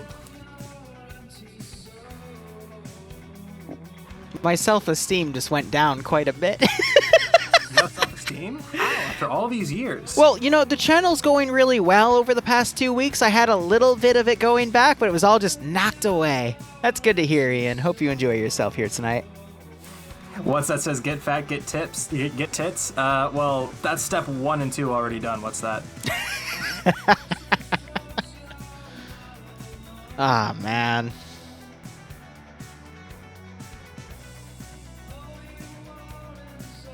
Platts did a good job yesterday. Pushing in. His tea is nice. Warming up. Where did Platts peak at? Like a gloomy day. It's been cold. Oh yeah. Shit. I mean, I like rain. It's not gonna be in the villa. It's just been nonstop. Yeah. All right. I'm gonna quickly switch my music. You want to start with an AO breakdown? Sure thing. So this is Zargabad. I was talking a bit about it before I went and got my tea, but Zargabad is a nice it's a city map. It's, a few outlying things like the villa, the factory, Yarum, and the oil stuff down to the south. But for the most part, it is just the city of Zargabad. This is a search and destroy mission in which the defending side, in this case CDF, are holding out against UK forces over in the west at Azizate, I think. But Zargabad itself, nice urban sprawling area. The AO itself is pure urban. Yeah, absolutely. They got an airfield on the west side, some lower hills on the south and the eastern side. But the available AO for Blue 4 to attack from is fairly narrow. They won't be able to do like a crazy down around the south and strike from the east play without getting spotted, at least ideally. But I could easily see Blue 4 having an Overwatch team on hill 2112 or any of the other hills up in the mountains and just looking east, getting eyes on everything. Because, this AO is only 1, 2, 3, 4, 4.5, 5-ish clicks wide. Yeah. So that might be the play as far as attacking here, is just keeping an eye in the sky, so to speak. So what's that brought up an interesting point. Green 4 could set up checkpoints in this AO as well and really wall off the central sector where it's at the the Minarat. What would be the term for that? Oh, wait. Whoa, whoa, whoa, whoa, whoa. Yeah, whoa, whoa, whoa. Mosque is gone. They took the mosque. Walls are... Yeah. Mosque said fuck work and just left. There's a sign in Polish, Uwaga, which I think is relative to uwu. Teren Łoskawi, Zakaz Uszczepu, which I think means uwu, what's this, notices your mosque. What, on the intro image of the mission? No, it's the sign going into the mosque itself. It's like a no entrance area, and this is where we're gonna see. I'm hoping that this is a prop. Do you see these vehicles, these technicals? Yeah, no, they would have been added to the asset list. Sorry, I was just kind of wondering why you said that on the sign, but either way. Yeah, no, they rebuilt the interior, added a nice bit of detail here, but these I think are all props because, let's be honest, the 23mm in a frickin' urban environment would be equatorial hell for the attacking faction. Yeah, this is a I like the setup, though. To be sure, but a welcome one, because that's going to make this a much easier place to attack. Again, this is search and destroy. The cache that is in this area is right next to a downed UH-60 Blackhawk, so it's kind of modeling after that. They got to go and blow up Blackhawk. What's worrisome here, though, with this AO is that it's right on the entryway of the eastern doorway. So if someone with AT were to come up on the balcony, they could actually get a shot on that cache and take it out with a single shot of AT. So that is quite interesting. Yeah, I believe the Cabinet would block it as like a weird whatever. In reality, it wouldn't, but it may or may not. But not from the angle outside of the eastern doorway. Western doorway, yes, but there's a lot of other stuff in the way. But eastern, definitely not. I do also like that there's a little tire barricade between the player's spawn and the actual AO. I'm trying to see if there's any other little barricades that have been made, but I think that is it for this area. And then the other two cache sites appear to be as they are in the Zargabad map. Yes, the western one is at the construction little bit of site fortification. just to the northeast of the airfield. That's been fortified slightly with some extra sails. There's more? Well, weirdly enough, the fortification is actually looking into the city and not out of it, so not going to be super useful. You actually can't even get into it using the ladder. They're going to have to enhance moving up it. Interesting. They're not allowed to wall entrances off now. Could get AT sniped from the airfield with a Moz. So we bring up AT snipes of caches all the time. We actually don't see it too often, but I'm hoping it follows the same style of explosive traps. We would always talk about if the players use more explosive traps, this, and this would happen. And then within a few months, they started using more explosive traps. So all right, AT snipes. Let's make that the new Friday Night Fights thing that the players need to start doing. That would be great to see. If Iander is on the attacking side, no, it's going to be Swola. With the Carl Gustav for Blue 4, but we'll get to that in a minute. But yeah, this construction Avis, do the F and F command. You might be able to make it into round 3. With the height of the construction site and the surrounding. Nope, what's that? Satchels are still a thing. We also have the buildings off on the side of the hill and the top of the hill. They're calling them the staff room. To provide some crossfire. So I could see this being used. The only downside is that it's the closest one, and you can't actually. The safe start area means you can't actually get to the top floor from the start. It's an interesting decision for both the western and eastern AOs or caches to be outside of the safe start. I'm not the biggest fan of that personally, but we'll see how that. Well, so it helps balance out, especially in this environment, because Green 4, even though Blue 4 has the number advantage, Green 4 has the tactical advantage because they can set up 1 or 2 guys in multiple different buildings and run a really nasty guerrilla war on the attacking faction. Especially since the attacking faction doesn't know exactly where the caches are. So if Green 4 just wants to set up in the adjacent buildings around the cache site itself, they can easily counter the attacking faction coming in. But by putting the caches on the edges of the Green 4 safe start zone, they at least know that the defending faction hasn't been able, or at least been allowed, to heavily fortify those cache sites. So James asking about meeting in the staff room for something. Might be an issue with loadouts or something. But they will make that decision, not us. No, Miskoff. So I always point Miskoff out. He's a fellow partnered guy on Twitch, Miskoff, and I always butcher his name too. I'm so sorry about that, but I always like seeing him in FNF. He's a Czech streamer. He has an amazing intro. He's got this whole like video sequence that's like a 2-minute long like intro sequence to his stream. It's dope. Like, it's really cool, and he also has like a visualizer. You know, like the audio visualizers. Mm-hmm. He has one for his microphone up there. Like at the top of his What's screen. that? I am. It's just I'm working on other things. He earned that partnership. He earned that mark, dude. That's great. But let's start. Oh yes. Sorry. I was gonna say let's start working on the factions here because I think we've eaten up about 5 or 6 minutes talking about the AOs here. So Green 4, defending faction. They get 2 Humvees with up armored PKTs, which actually no, they're PKMs just attached to the swivel turrets. So.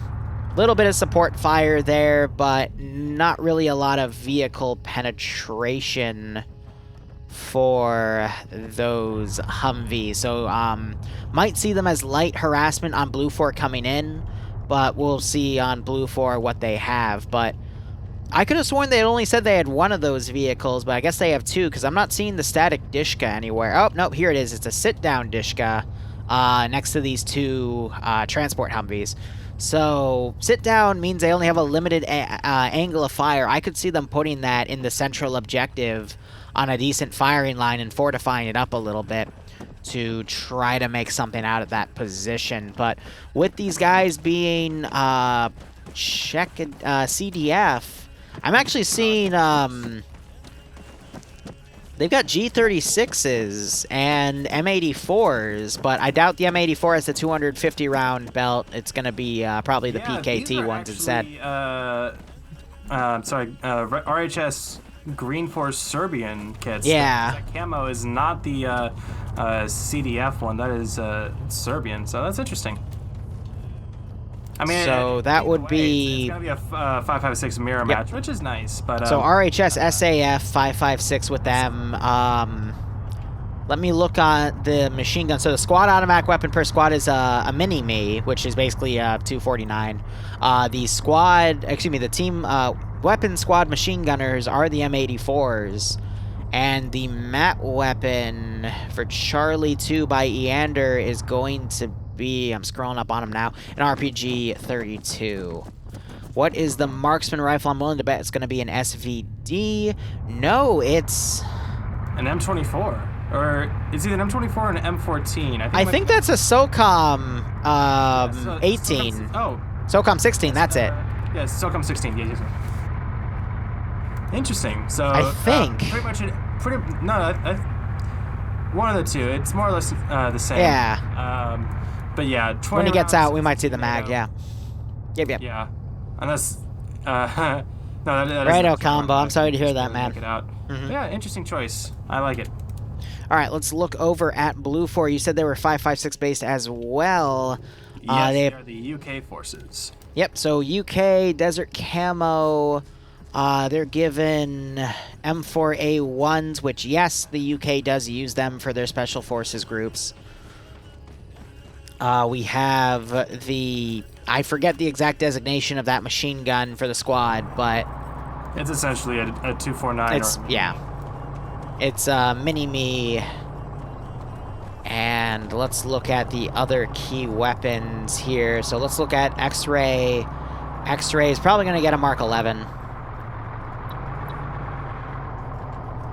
Yep, Mark 11 with the sand camo on it, so that's a 20-round 7.62 gun. They've got a long-range scope on as well. Let's go over to Charlie 2 here.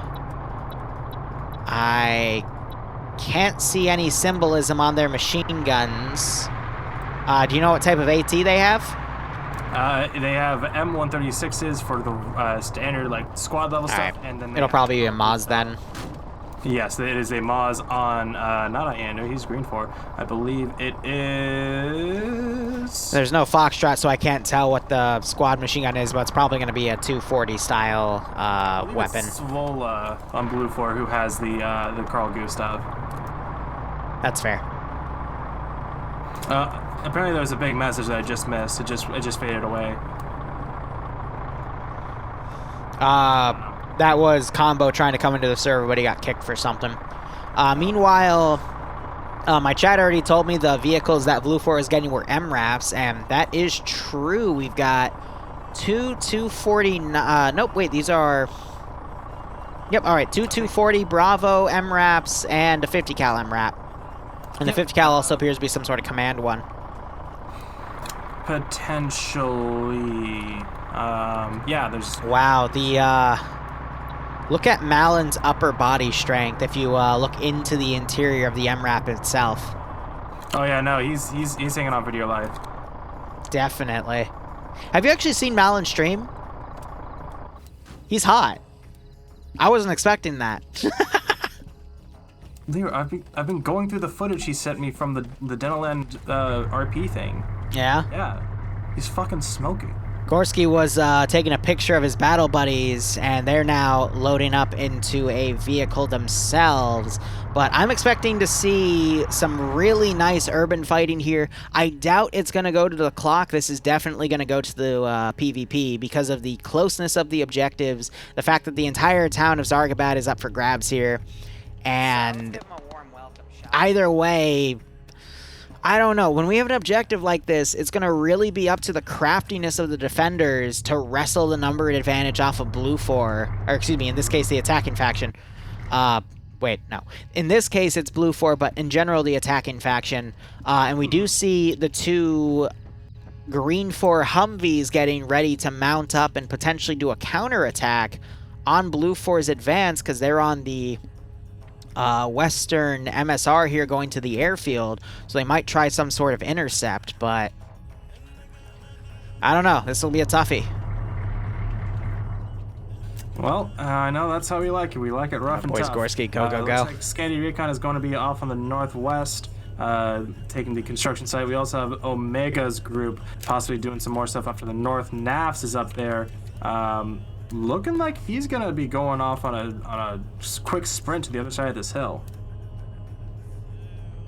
And otherwise, yeah, it looks like they are mainly just doing guerrilla stuff and abandoning the southeast objective, which makes sense.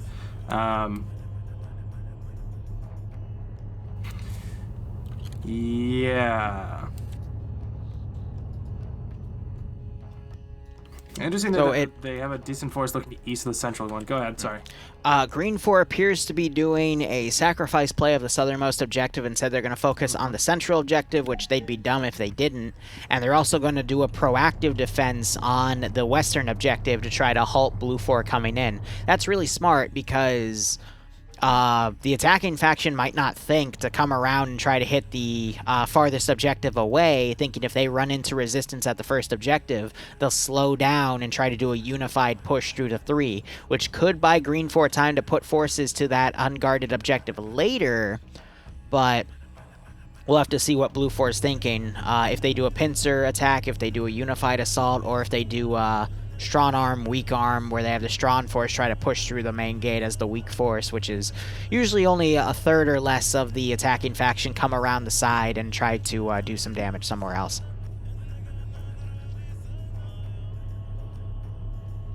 Otherwise, they have a decent spread going out throughout the center part of the city, which I think is going to result in that kind of guerrilla warfare style that you were talking about. I don't think that Green 4 know exactly where Blue 4 is starting. It's a bit obvious looking at the map, but they could also be coming from the east as well. There's enough space over there, so that might be why they're looking east in preparation for something. Either way, I kind of like where Green 4's deployment is. They, as you mentioned, have a lot of guys on that eastern flank, but at the very least, if Green 4 notices that Blue 4 isn't going to come on that vector, you could see that force either redeploy to try to flank the attack coming in, or pull back and hold that southern objective. Also, I didn't notice this earlier, but Blue 4 does have a Little Bird. A Little Bird. Yep, the one with the skids. I saw it as well, and I forgot to mention it. And they do have people in there, so they looks like they'd be going for a play with that. Actually, what's their marksman rifle? Mission's starting. X-ray. Before I get the Mark 11.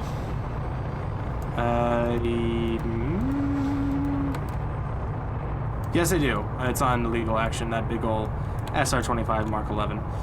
Hey, Yorkshire, how are you doing? But yeah, that little bird, gonna be going for a plague. I'm looking, going off far north. And now as everyone starts to move it past the safe start area, we see I'm actually taking the airfield. Not a dumb decision. With the armed Humvees. G-Legs almost flips his Humvee. And Buckets is charging way far west. They might spot out X-ray. Yeah, they're going for an intercept with that Vic. Yeah, with a 7.62 PKM, could be good, could be bad. That 7.62 is going to be able to penetrate into that truck, though, if they pursue, but they're not. The canopy. The cabin is going to be protected. No, Buckets... I think they're leaving it to the other Vic to potentially push up and take it, but it's staying stagnant for now. Yep, but it should hear this. Oh, there's the dismount, though. G-Legs, you got to hear that. Yep. Yeah, they're pushing to it. So Green Force trying to use its fast attack vehicles to try to stop Blue Force push. Oh no, T5 Bay is the tip of the spear with that machine gun. Doesn't see the Humvee. It opens up on a distant target. He's gonna hear it though. He quickly goes prone and lines up and takes the gunner out in a nice burst. Wow. Meanwhile, one of the MRAFs was for Blue Force pushing up on Green Force's X-Ray, but decided to break off instead. Great opening by T5 Bay though. Squad is here. I don't know if they had their engine on. Yeah, their engine's on now, but I don't know if they like just missed the deal with it. There's a rocket coming out, kills the engine on the Humvee. Wheaton and Dingo now they realize that shit's gone wrong and they need to fucking split. Buckets is having his Vic run circles around the 50 cal MRAP and quickly pull away. I don't think anyone in Green 4 got hurt on that after they just drove a circle around that MRAP, but now Blue 4 is pulling all their MRAPs back to go make sure they're secured. Moz round coming in, destroying Green 4's other Humvee there as Dingo and Wheaton climb the wall, and they're going to try to pull back now. But they're both hurt. Wheaton's taking the time to bandage, and so is Benny Dingo Hill now. theme. T5 Bay on the pursuit. Probably going to hop over the wall if I had to guess, or maybe frag over it, then hop. X-Ray has a man down. Actually, no, going around to the edge of it. They might be speaking, or you might hear them. And here we go. There's Wheaton. And they trade some shots. Oh! Green 4 just made Blue 4 flip an MRAP. They'll be able to flip it back, but that, for now, is going to be out of commission. And it was Lolo and SLG, and they ride it.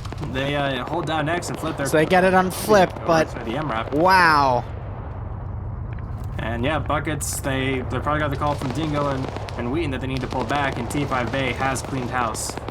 3 Blue kills 4. T5 Bay, driver, gunner, and commander. Blue 4 is doing a really good job of harassing those MRAPs. Yep. Buckets coming up onto X-Ray here. Oh my god, misses legal action by a hair. Lucky.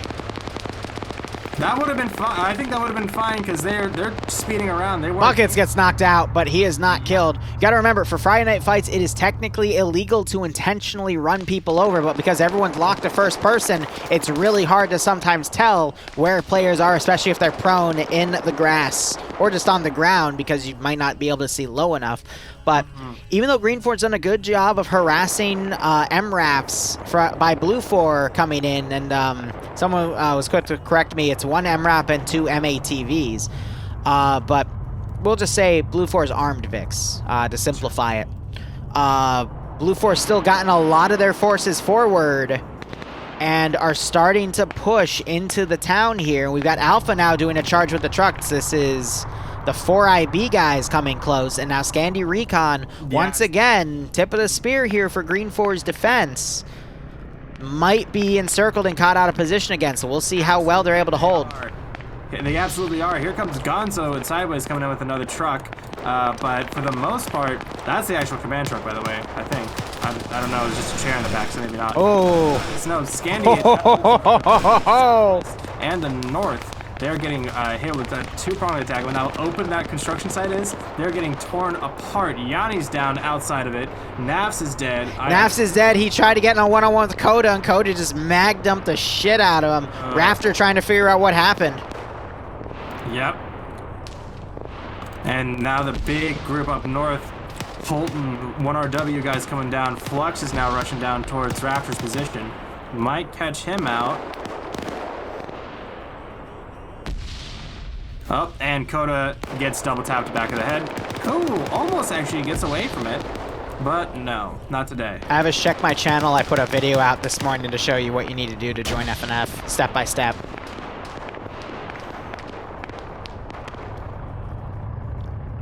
After he ran up to the rooftop, he killed Coda, and now he's getting on the... That's a very exposed spot, but he might be able to get some kills off from this area.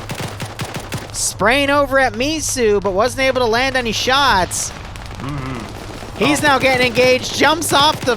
Oh, no. Oh, my goodness. He got away.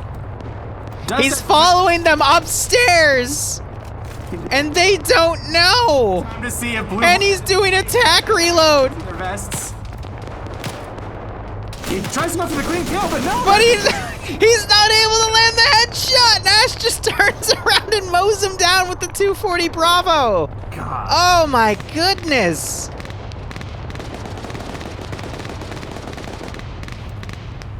Now that Humvee coming back around the north side of that north hill, looking west, but not seeing anything. I don't know what to say about that. Are they having engine troubles? You got to remember that you know that airsoft video about no full auto in buildings? You can't follow that in Friday Night Fights. You have to go full auto. Because if you don't and you miss those headshots, you're screwed. You between Arma's interpolation and like just armor stuff in general, you need to try and land 5 headshots at close range for that one to register. Yeah. So Blue 4's MRAP, by the way, is trying to harass Green 4 off of the Minaret towers at the central cache objective. Though we have this other Humvee that Green 4 still has coming around on the northern side. It might try a flank here.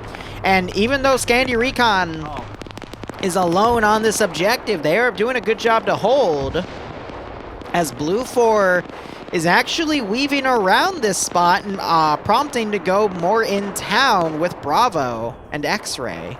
Interesting. The Green 4 Humvee came up to the crest of the hill and then turned around. Maybe they're looking for a better way to approach. Might spot Malin as they come up. They see the MRAP. Come on, Kami Slaughter. Stop the Humvee, get a clean shot.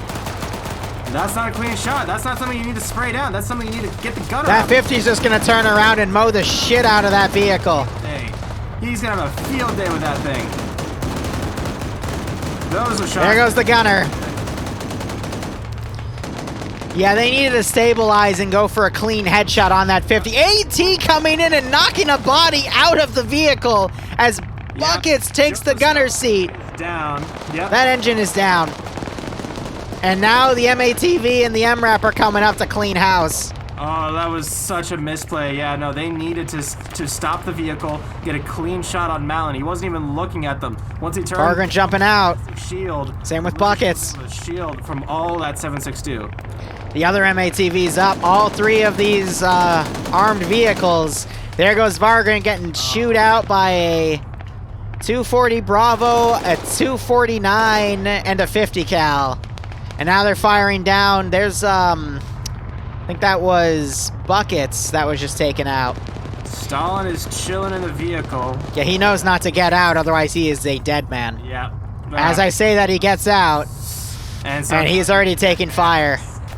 Ems! From the south. Thanks for the 4 gift subs, man. SL Dream. Appreciate it. Thanks for all the work you do for editing with me, man.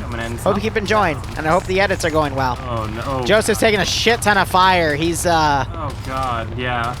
1 or 2 more bullets. There's the headshot, and he is knocked out. We got a sub from Ems. Make sure you thank him, but he is one of my top 2 editors right now. Him and Barb I'm co-commentating with right now.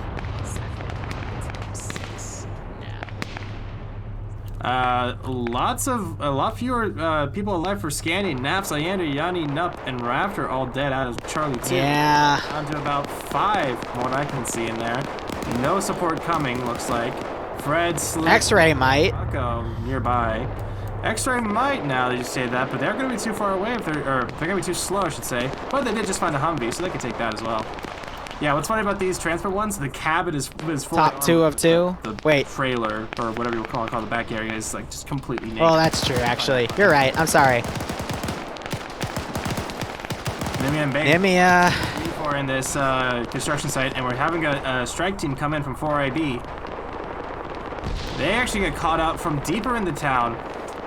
Wisp and McCarthy, or sorry, We're getting some grenades thrown on them. some suppressive fire on that approach, but it's not very effective, and they're all able to get in. Grenades going up. Helicopter still flying high. Bacon is he's down, and I don't think he's gonna be waking back up. Yeah, a lot of double taps going into his legs. Died close to where another guy went down. Nima's got the M84, pretty much just a retextured, a different kind of PKM.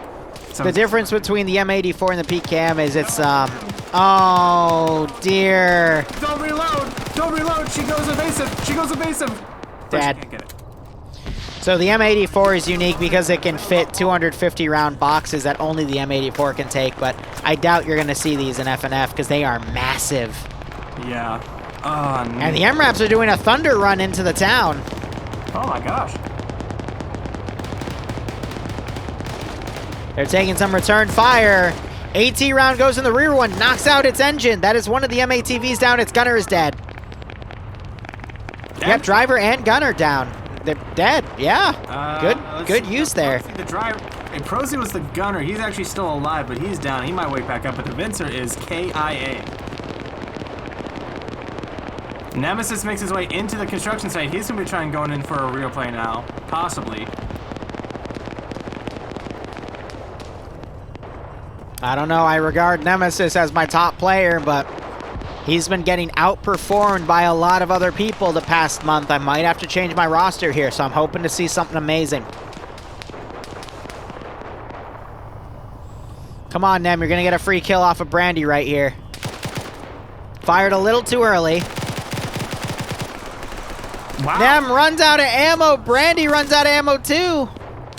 And now he's caught up. Oh! Grenade goes in. That's going to be good. Reposition Nem.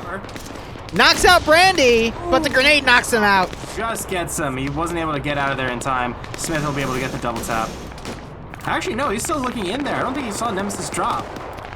Alas is doing a desync. He's checking checking that the coast is clear. Brandy. Explosive trap going off on the gas station. Oh. No, that was Prozyon. Hold on. Prosy was the gunner. I guess he woke back up and maybe got armored or something? Nope, that was Slim. He threw an explosive satchel on it, or detonated one, because he's on -1 vehicles. Huh. But Slim was... He's green for it. Why does he have -1? Yeah, I don't know. But sometimes Arma Logic will just make like an enemy Vic count as a... No, he has a vehicle kill. He has an armor, like, friendly fire. That's a tank that he has a -1 under. Oh, it might count the gas station as a tank. Arma's weird like that. But yeah, no, he's the one that threw the satchel. That's all you gotta know. Yeah, absolutely. Yeah, Nemesis hasn't woken back up, and I don't think Yeah. anytime soon. So, I mean, we're about 15 minutes in. For Green 4, this is actually really good for them to stall this much. Blue 4 still hasn't sent something down to check the southern area. They're still going to have to spend time finding that cache, but for now, they've been... Time is kind of working for Green 4 here. As you have a lot of fire coming in on the MRAP.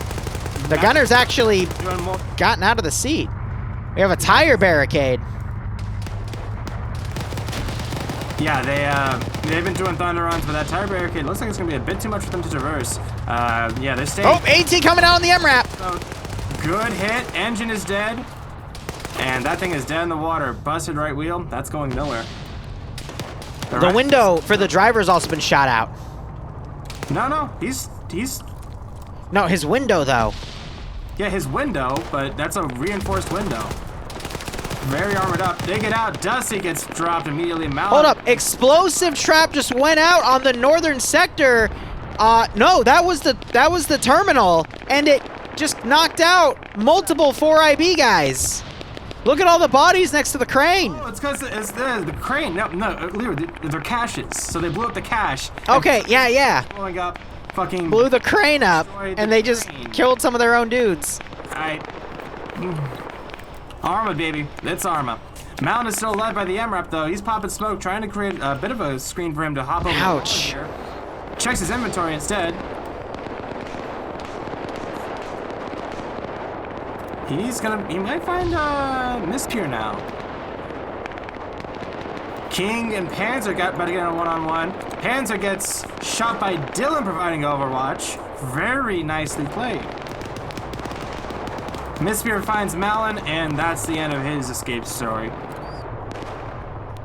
So that's now... Miss Pier cleaned up the, the MRAP crew he got. Technically, one MRAP down, one MATV down. Blue 4 only has one MATV left. Green 4's lost both of their PKP Humvees. So Blue 4 still has a bit of a vehicle advantage here.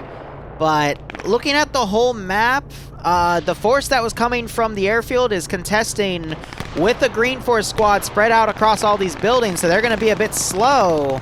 But I am seeing Blue 4, like both sides are kind of getting ahead off of each other. We just had Dylan and Tekkit literally go back to back, Blue 4 and Green 4, but not see each other. Point Man just shot around at Dylan, but Karek cleans up Dylan. We got Kane in this AO, and he just delivered some nasty inflating fire with Point Man and Flux, and knocked out that one Green 4 guy. Flying Finn and Az, aka Lone Survival, are trying to loop back here at the Northernmost Terminal site to stop T5 Bay and Gastel. And T5 Bay is going to quickly try to do some maneuvering. T5 Bay with that machine gun, though, that is a very scary prospect.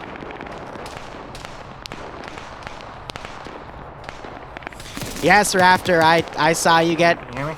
Yeah. Okay, yeah, my computer completely locked up again. Raptor, you got to go to full auto, buddy.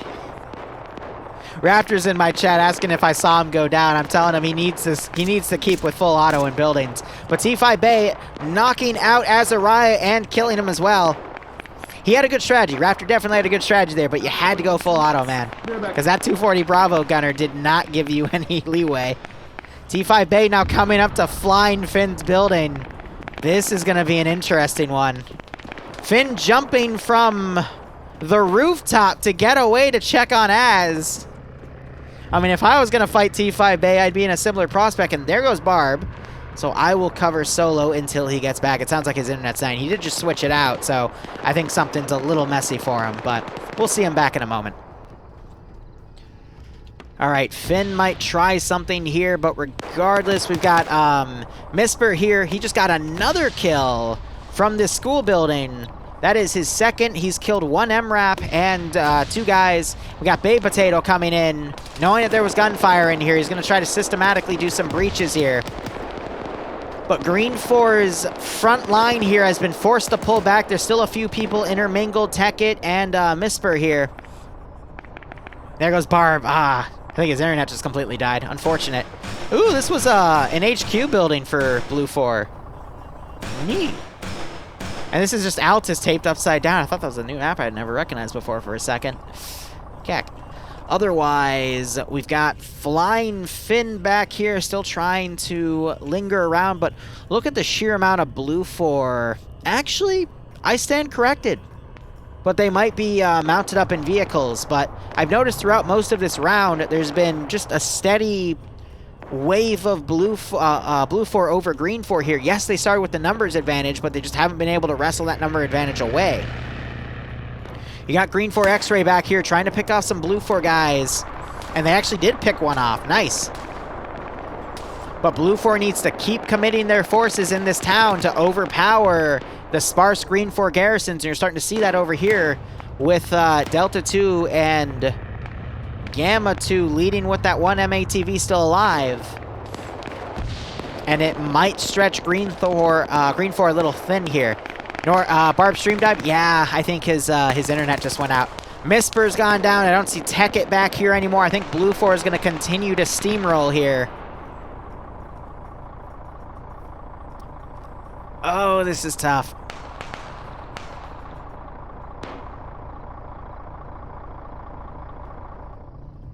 I don't know. What's our time? We're about 20 minutes into 50 minutes, so we're not even halfway through. This is going to be a tough one.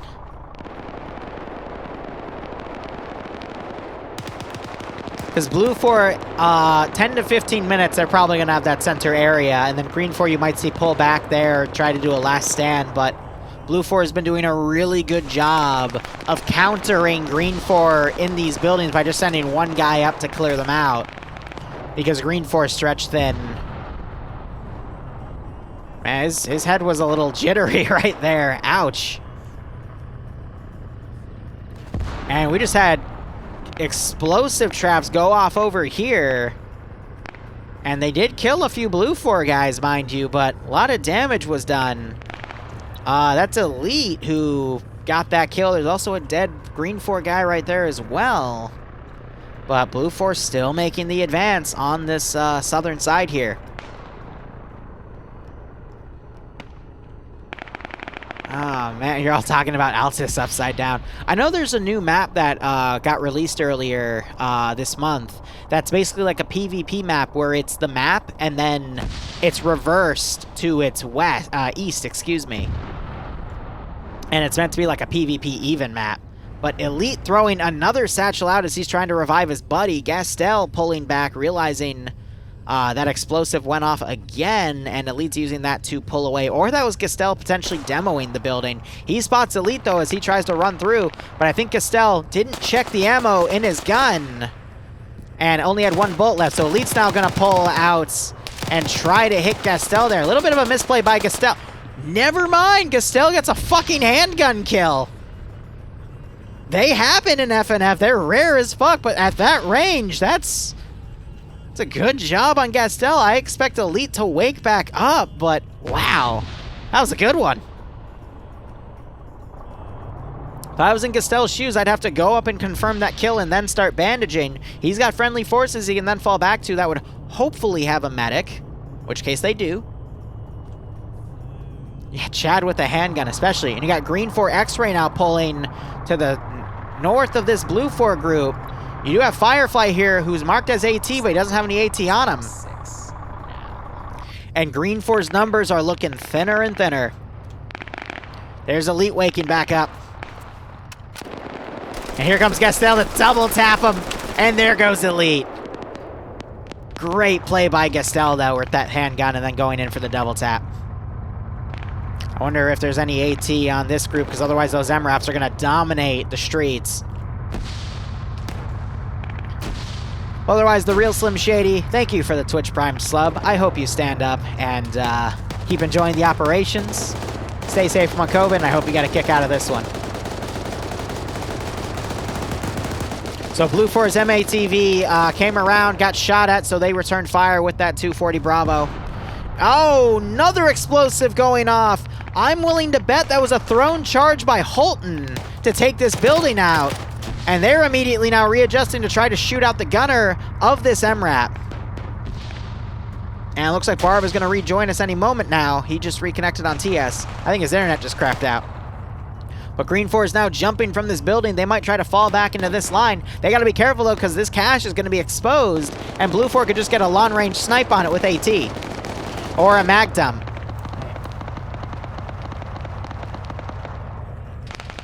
Otherwise, Blue 4 is closing on the other side as well. We got a few forces to the south, but they're not pushing to that area yet.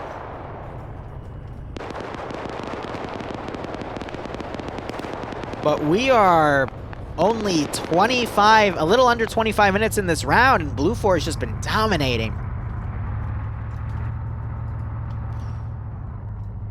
I think what would have helped is if Green 4, for example, if they saw that truck that was pulling away, they should have pursued it and started mag dumping its canopy to get some free kills. They wouldn't have known that it was filled or not, but it would have been a good, accurate...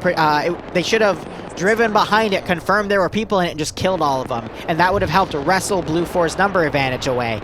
When you see trucks driving by, they are very good targets to take. And you gotta take that risk. I love how that's so funny that's flipped upside down like that. But let's see, we have King that has come up on this upper area here. He's gonna catch Infidel. Mag dumps him from behind with that 240 Bravo. I'm willing to bet Infidel came up over here, and now Blue 4 is controlling this upper area and is taking out the remainder of Green 4. But Natty, thank you for the 6-month resub. The weekend is going well for now. I hope your Friday is going all right, and I hope you keep enjoying this FNF stream. King on 4 kills. I want to check T5 Bay real quick. All right, I'm back in this. He died with 4 kills as well. Hey, Barb, I'm going to be honest with you. I think we're over. It's very close to being over. Blue 4 is just stampeding Green 4 central objective here. There's only 4 guys for Green 4 still alive. Excuse me, 5. But that is going to be quick to change. Yeah. It's actually a little bit of blue on blue. Right before I crashed, I was thinking that Blue 4 was going to have their assault like stalled completely because they lost both or 2 of their MRAPs. They have 1 coming back in with Lolo in it. But yeah. The gunner for the last MRAP is dead. I just heard some AT go out. They're firing it up at Green 4 Fred's position, who's trying to get... Oh, he just gets picked off by a headshot. I have no idea who just made that shot. I just heard the whistle of the bullet, and that was it. But Kane is now mag dumping that cash. He is joined by Bay Potato. Aim of the Stars needs to... Yep, he pulls out the stick. He's going to get this done, and that's going to be it. We still have the southern cache.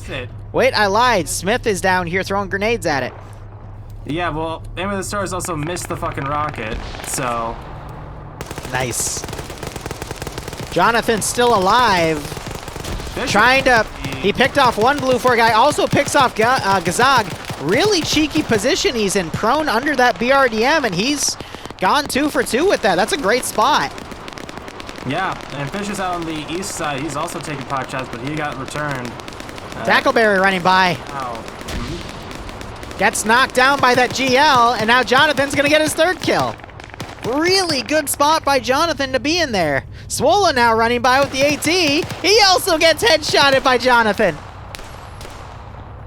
And no one really notices. I don't know if it's because it's all 5-5. The cheese, thanks for the 6-month resub, my man. I hope you keep enjoying the operations, and I hope you get a kick out of this. Aim of the Stars might realize something's up.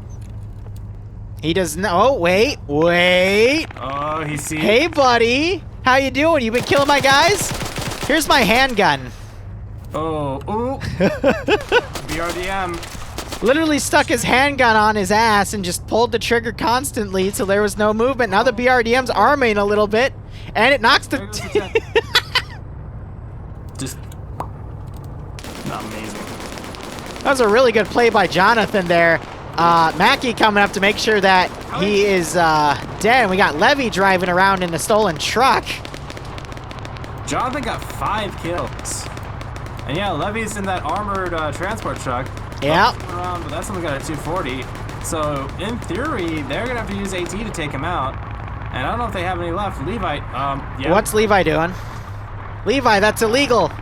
Levi, you're not supposed to run people over. Levi. Levi, no, you know better. Levi. He's just like, yeah, come on, do it. Do it. Get banned. I dare you. He's trying to shoot through the glass, but no, that... Yeah, it's armored glass, though. Oh, yeah? Said he's knocking around Gonzo and sideways in the command building. It's sideways, just hops in. Just hops in the chair so he doesn't get armor. He's like, yeah, whatever. What the fuck is happening? Sideways shuts the door. Levy's now coming in to follow. There's a central cache destroyed. Levi gets out. Good tap right there. Technically, Levi didn't run anyone over, so there wasn't a rule violation. He's just being really cheeky with it. Not yet. He's towing the line a little bit. And now he's pursuing the other Vic. He's one of 3 guys still alive. Yeah. Smith, you said he was throwing grenades up there, but now he's pointing his pistol at some boxes. I don't know what he's... Oh, he might be... Cheese is coming in now. He's trying. Help out. But yeah. Levi's still pursuing the Blue 4 command vehicle. Where'd he go? Oh, there he is. He's gonna road rage it. Yeah, I mean, it's not gonna affect the outcome of the round, but it's not worth getting a ban for, Levi. It's not worth it. It's fucking funny, though. He is in pursuit on the command vehicle. The command vehicle makes a sharp right turn. Levi follows. Yeah, he tries to cut him off. He's trying to come on the right to cut him off. Oh, no, he's going to boop him instead. No effect. Going for Levi's got to pick up speed, but both of these vehicles are the exact same model. He hits him in the rear.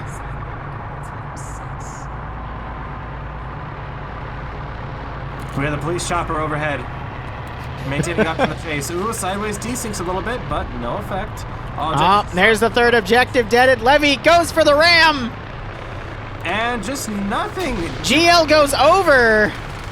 Levy gets out, but he is shot in the back of the head by Skip. Comedy play, and there's GG. Cyan, thanks for the 13-month resub, my man. I hope you keep enjoying the operations, and I hope you get a kick out of this. There's round 2. Yeah, I'm sad that I missed most of it, but damn. It's all right. We still got round 3. Was not that strong. DTAS. Round 3 is going to be DTAS.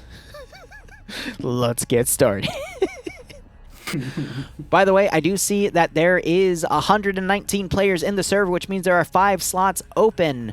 That means you could technically join in if you have the tags.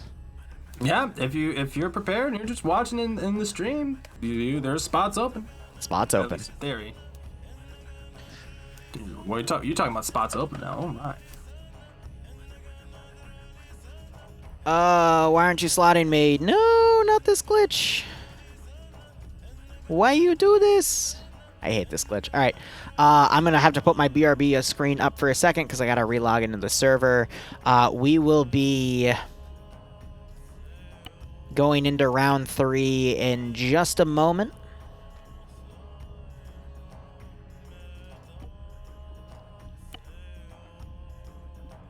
So I got the mission maker in my chat. Jumped in just to join in for the epic chase.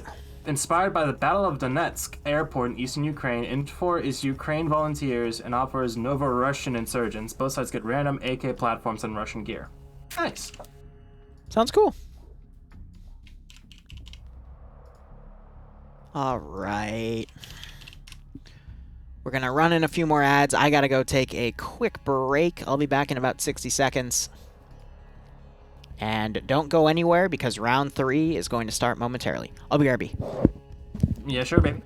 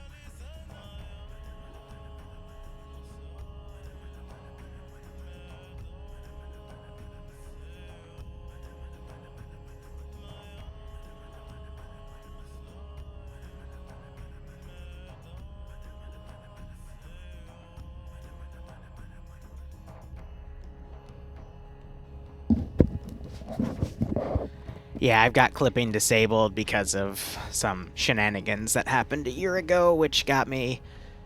Actually, it's now technically a year and a half ago that got me banned off of Twitch for a month, and I'm not giving those trolls the opportunity to do that to me again. Alright, mission. This is going to be round 3, as we already heard. Neutral sector. This is round 3.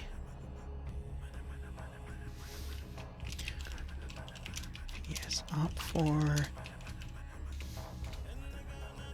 3 neutral sectors. Sides get 2 BTR-70s in transport.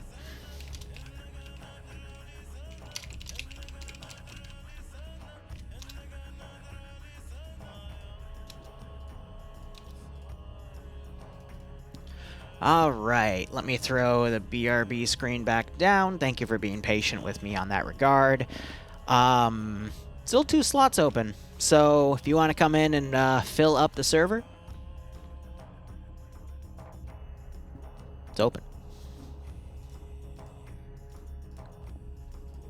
All right, let me look around here.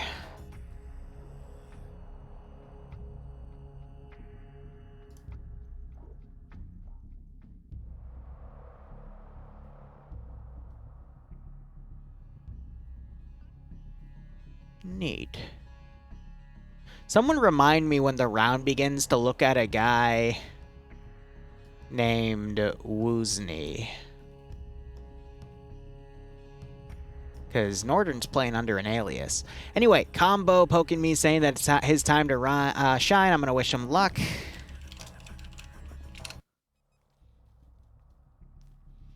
And otherwise, we're still going to be under-slotting. So guys, how are you doing? This is going to be the 3rd round. The NA branch is going to be in about 2 hours and 18 minutes. I will be covering all 3 of those rounds with Barbarian as well. And for now, let's... trying to think what I want to say. Round 1 was pretty close. Round 2 was a bit of a steamroll. I'm hoping for round 3 we get something really close, especially with a neutral sector there. And we'll see how things go. Let me change the music to something more casual right now as well. Let's go back to fonts. There we go.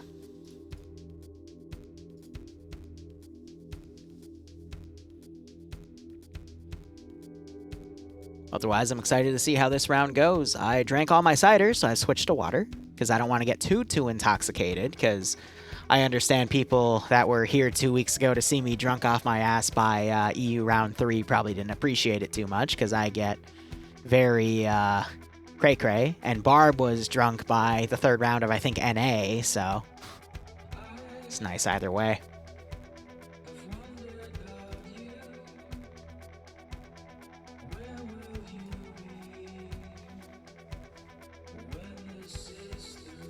Yeah, righto, Poppy. And again, I finally went in and put the schedule up on Twitch, because I didn't even realize that was a feature. I just saw someone had it, and I'm like, oh, that's cool. Let me see if I can make that. And now I think instead of putting it on Patreon posts, I'll put the schedule on Twitch, and then Patreon, I've been writing some scripts for videos I want to make, and I can keep that going instead, so we can just, you know, shift it over to more public information anyway. I'm not going to whip out a maid costume, don't you worry. But anyway, CM Suge, thanks for the 5-month resub. Sorry if I butchered your name. I hope you keep enjoying the operations. Hope you are getting a kick out of this Friday Night Fight stream, and I hope you're staying safe among COVID. I'm hoping in about 4 or 5 months I can stop saying that. Where I live, the USA, it's probably going to be the last major area where COVID is running rampant, but I'm hoping once that is taken care of, the whole world will be settled, so we'll be A-okay there. Drunk Maid Liru Wen, you're not going to see that on Twitch. I need a traditional butler costume. You might see that one day, but it's not today. OnlyFans? Nah. I'm never going to do a face reveal, but I do need to do another unboxing, and I do cover my face for that. So I'll try to wear something silly for you guys. Maybe the Easter Bunny outfit again. As Sergeant Fluffers. Why is your chat talking about OnlyFans? What are you saying? It was the Twitch admin, not me. I don't know what's going on. By the way, I'll say it to your chat as well. If you enjoy watching FNF, please consider donating to their Patreon. What about a body? I've already done that. I'm a fat ass.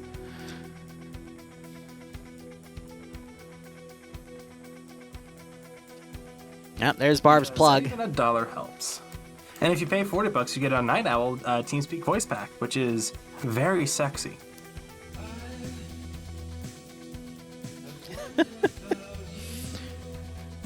For those of you who don't know Night Owl, he's the guy with the really deep voice that just sounds like melted chocolate. Absolutely Yeah, amazing. Audible silk is what I like to say. Yes. Audible silk. Like, just smooth as could be. Here, let me check my multi real quick. Multi.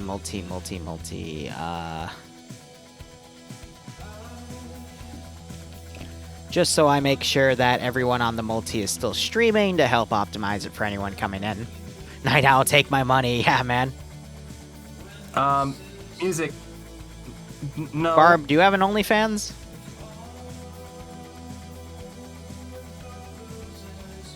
No comment. Answer the question, Barb. Not yet. Wait, what do you mean not yet? Everyone's still streaming on the multi. Maybe, Nice.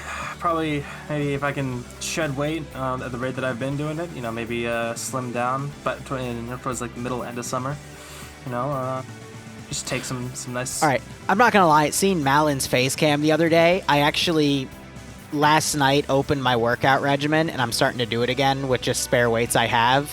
Okay. Because I refuse to believe. The way that conversation, that sentence was going. Stop it. Someone's face, and last night, dude, I just had to. Shut up. I had to open up my workout regimen. An Outcast coming in to say. He came in and said the first thing he hears is Barbarians OnlyFans. Yeah. Yeah. It's about par for the course for Outcasts. I'm sorry. Good God. Yeah, the maid costume. Oh, I gotta figure out a way to incentivize that. People are saying do a channel points reward thing. Nah, that's gotta be money, baby. That's gotta be like a $50 donation. Can't sell yourself short. Yes, Outcast always shows up at the worst times. I agree with that one too. I'm sorry, Outcast. Your luck just Outcasts sometimes. come in the worst times. That's disgusting, Barb. Poppy, thanks so much for the tier 1 sub. I hope you keep enjoying the operations, and I hope you get a kick by the way, out for those of wondering, this and stay if I safe from do COVID, do man. OnlyFans, the balaclava stays on. The R2-D2 thigh highs stay on during sex. Send in Goat Team 6. All right. Memes, man. Thank you for the follow. Kath, also from TMTM. Poppy, thanks for the 5 gift Also, subs. yeah, welcome to the stream. Hope you keep enjoying everything. If you got a sub from Poppy, make sure you thank him.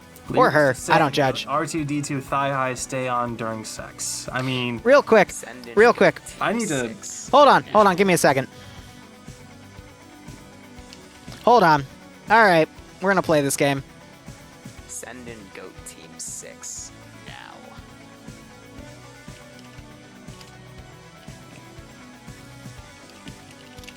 Send in Goat Team 6 now.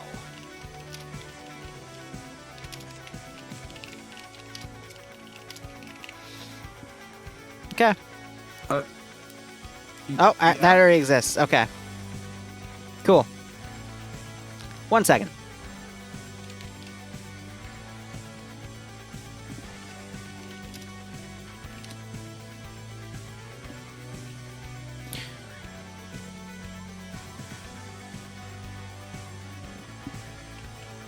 What did I just name it? Oh, right. I even made that mistake. Hold on. I gotta transpose all of them. There we go. There we go, Barb. I did it. We can continue. Well, yeah. Okay. Absolutely. Just keeping it there. No, yeah. I mean, how else am I gonna get them into bed? I see. It was funny. Fucking Only Afro. Red hot. Can't spell. Also big on like cosplaying during I almost said sex. Cosplaying during streams. Yeah, he's. I told him about. Oh yeah, I'm getting a maid dress, and he was like, the balaclava is staying on. I was like, oh yeah, it's staying on. And Oh shit! I didn't even notice they started the mission. Did they? Yeah. We're just in map screen. We're just a map screen, but that's what I call it. But nonetheless, Op 4 starting in the town of Strelka, Green 4 starting north along the northern military base, and the 3 sectors are on the airfield, so this is going to be an airfield charge. Now, one thing about neutral sectors is once the first sector is taken, a 5-minute countdown will go down to basically prevent any point scoring until those 5 minutes elapse. That is to prevent anyone from just trying to rush in and take the sectors quickly, so the points start tallying up. Mm-hmm. And yeah, no, this is going to be a shorter mission because of the way it's set up. Round 2 was also on the shorter end as well, so we might actually have a lot of downtime between F and Fs, but I'm personally just going to take a break because I've been editing up a storm this morning, so... You gonna take a break for the second, the NA portion? No, in between, like, as downtime, because sometimes I continue streaming when we do, like, mission development or stuff, but instead I think I'm just gonna watch a rerun of Law & Order, have a milkshake, relax. You just said you were opening up your workout regimen, and then you're gonna have a milkshake? Really? One of the dietary ones that's high protein. You know those things, right? Like the powdered mix? Yeah. Yeah. I'm leering my eyes at you on my stream. Why? I don't believe you. I mean, I've got this big tub of Trader Joe's vanilla ice cream downstairs. I mean, it's tempting. It's very tempting. I gotta do my part to clean out the freezer, Barb, alright? It's me being a good boy. I don't think he believes me. I think the jig is up. Well, see, certain people only call you a good boy on very special occasions. Oh, shut up. Usually you're a naughty little boy, aren't you? What the? Shut up. Wow, my music just glitched out. He's just mad because he knows I'm right. He just made my fucking music glitch out for a second. Good God. Not Anchorman. The one with oh God, why am I blanking on this? It's got Steve Carell as the dumb guy, and they're all like news anchors. Was it Anchorman? Yeah, it was Anchorman. Yeah. What's that still here to belittle me? Awesome. You know, rub your tushy at night. Say it's better than everyone. Well, Octorian, it's like having a Diet Coke after you order 5 McDonald's burgers. It's great. That's how it works, obviously. Nordic says, Liru's milkshakes bring all the femboys to the yard. I'm inclined to agree. What? Why? You're sober. You're sober. Calm down. What? Just because I'm sober doesn't mean I can't be horny? Yes! Stop it! Oh, and M says... No horny! Go for a milkshake, so I guess Ems will be coming to your house soon. This is Homeworld Cataclysm Bentusi battle. Yeah, someone get the horny bat, definitely. Just hit me, just crack her No, right over no, my... never. Fuck, Jesus. Stop it. Stop it. Just fucking knock The me round has started. You're not allowed to be horny anymore. No, we're in safe start now. No. 4 minutes. We have to talk about the sides and the AOs. This is based off of what? The Chechenian War? Chechenian? Oh god, the fog is super thick. It's based off Donetsk airport assault or something. Homeworld like 1 was amazing. Homeworld 2 Cataclysm, superb. Homeworld 2, meh. The main airfield. Hope they don't do it to Homeworld 3 too. Is the scene for our skirmish. Green for, I believe, are Ukrainian volunteers, while red for are Nova-Russian terrorists / ultranationalists, whatever you would like to call them. We have actually a pretty nicely detailed AO here. Lots of tight buildings and such. Fight is going to be over 3 sectors. Alpha on the north side. Cataclysm did not got a remaster. It got a re-release as Emergence because Cataclysm's copyrighted. And a bunker, plus some additional barracks and stuff towards the north. Across the airfield, directly south of it by about 100 or so meters. Ukrainian war, that's it. Thank you. Some hangars, more ATC towers, a terminal, another terminal from Tanoa. More barracks and military buildings, some bunkers and stuff. A bit of a gap then to the southeast, and we see Charlie, which is a pretty dense little area with some more barracks buildings that are... You can see all the shade effects that they added. So these are... some of these are custom placed. Very nice. A nice little attention to detail. This one can't be entered though. But yeah, these 3 areas will be the neutral sectors that each side needs to control. Each zone will give a side 1 point each. So if green 4 gets 2 and red 4 gets 1, then green 4 gets 2 points and red 4 gets 1 point. First team to 100 wins. Well said. Let's look at Op 4 here, because I always like to go blue, red, green. If blue doesn't exist, we start with red. They appear to be mainly... It's not EMR, it's a solid green camo instead, but 545 Russian-based gear, which you normally see as the EMR Russian side. So just a quick reskin of the factions, but it's all 545 AK based. I don't see any differentiations of the gear here. PKMs, PKPs. Oh, the squads actually get RPGs at the AT level instead of RPG 26s, so it's reloadable AT as shock weapons. But I also think that's to help balance the fact that both sides get 2 BTR 70s in various transport. So that means that each side can do a lot more countering of those BTR 70s, especially since the BTR 70s from RHS, they're the tankiest BTR model out of all of them for whatever reason. But I think a single shot will still cook the engine out because FNF has their own mod that rescripts all of the damage models for stuff. Yeah. And then we have an SVD that is given a Bay Potato here. And who's the Charlie 2 gunner? It is Holton, who is given another RPG. Okay, so it's just RPGs across the board for both the squad and the mat weapon. Cool. Looking over to Green 4. Green 4 is already mounted in some of their Urals and are driving them up. They have solid skin BTR 70s and the olive. They have the SAF camo. I believe that's the Serbian, the yellow camo. No, I don't believe so. I know the vest is the mountain-less camo scheme, but this is, yeah, kind of green and yellow splotches on their Gorka uniforms, but otherwise equipment is more or less the same.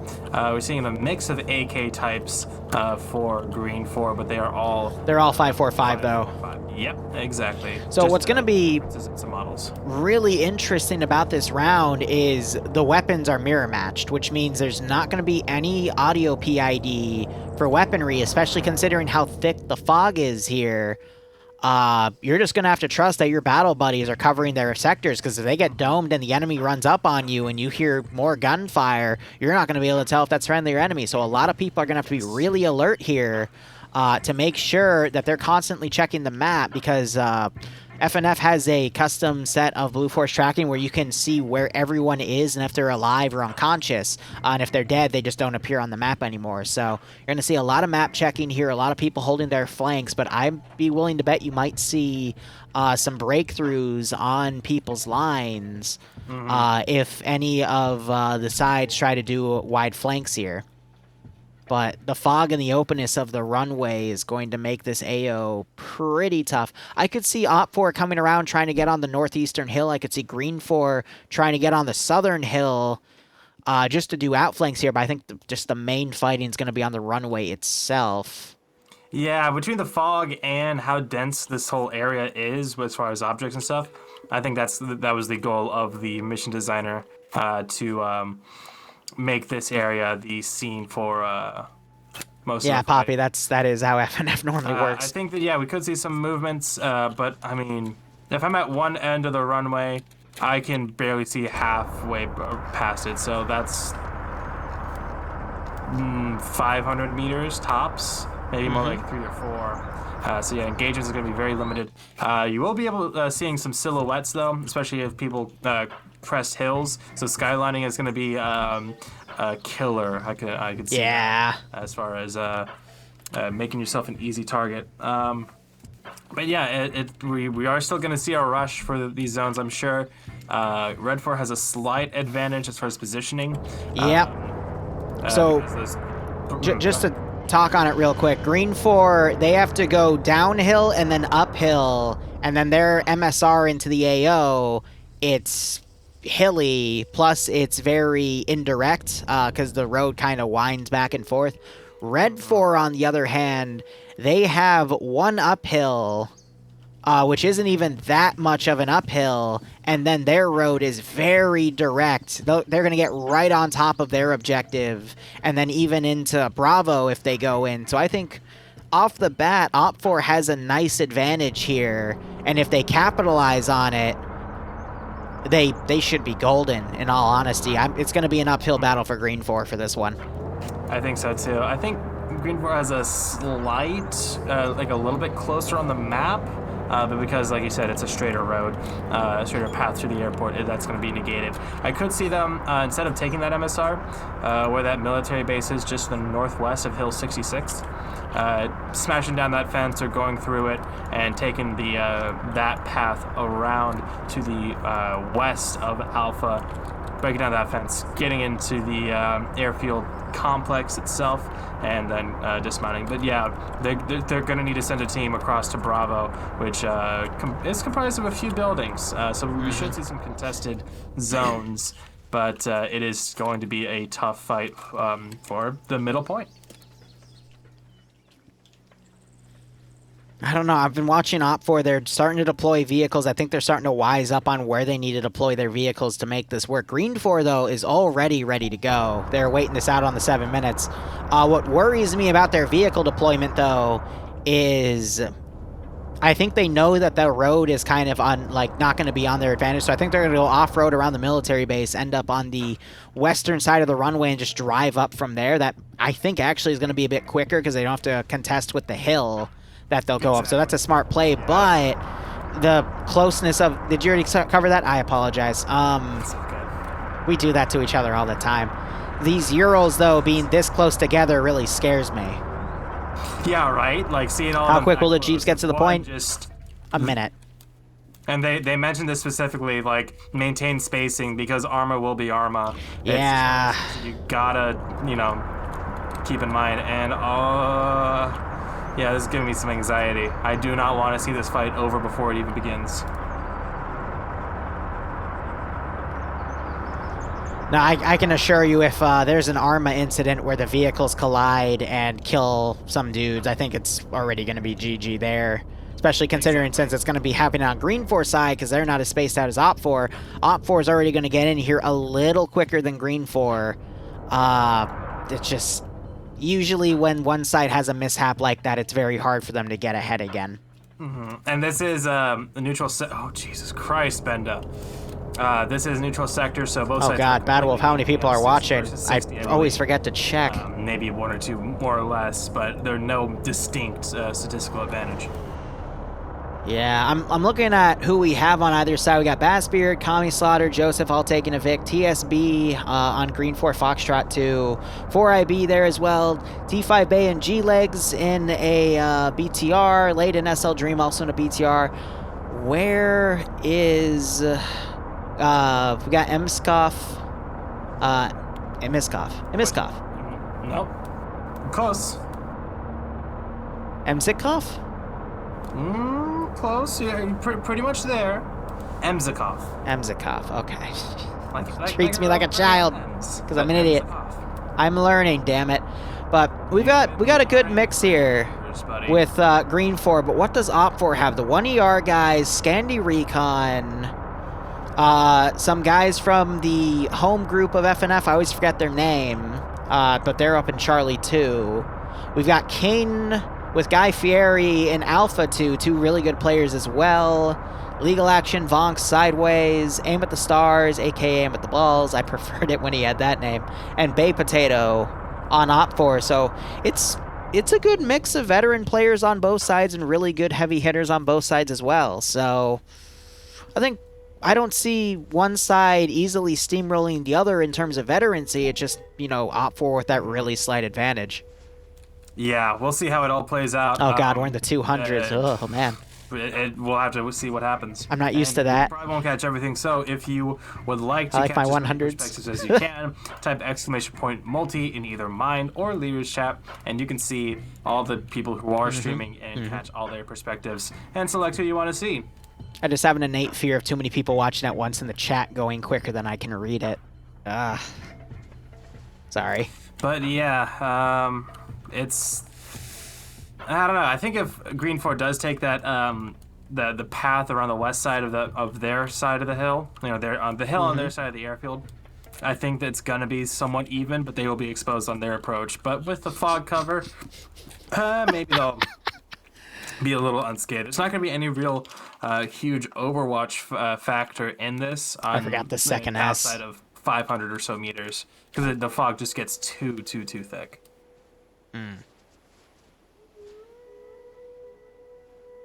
Oh, I could do a really mean transition. Yeah, Ready? go for it. All right. Speaking of thick, how's your sister? One, my sister isn't thick. Two, she's doing Ah, that's great to hear. All right, let's check back on Op4 here. Op4 is a really weird formation. I was expecting them to line up more trucks here.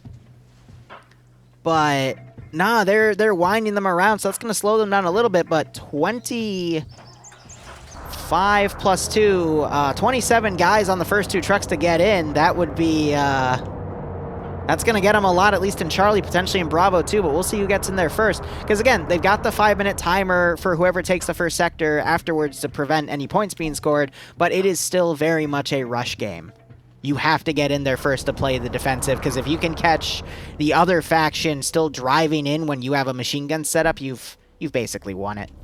Yeah, and again, there is still a 5-minute buffer timer from when the first zone is captured. A 5-minute timer will start ticking down before any points are actually added to help. See, we do it to each other all the time. This team where we mention something and the other one repeats it. Like 40 minutes later, trying to mitigate that from becoming the meta.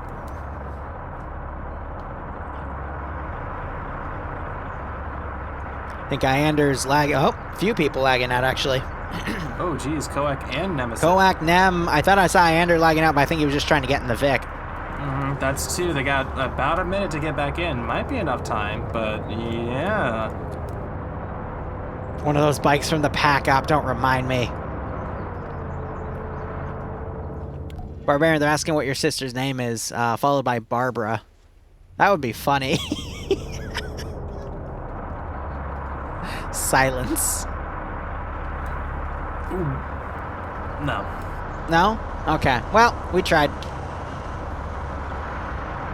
It would have worked really well, though. That'll work you really well. Lewd. All right, fine. How many C's are in the word thick for your sister?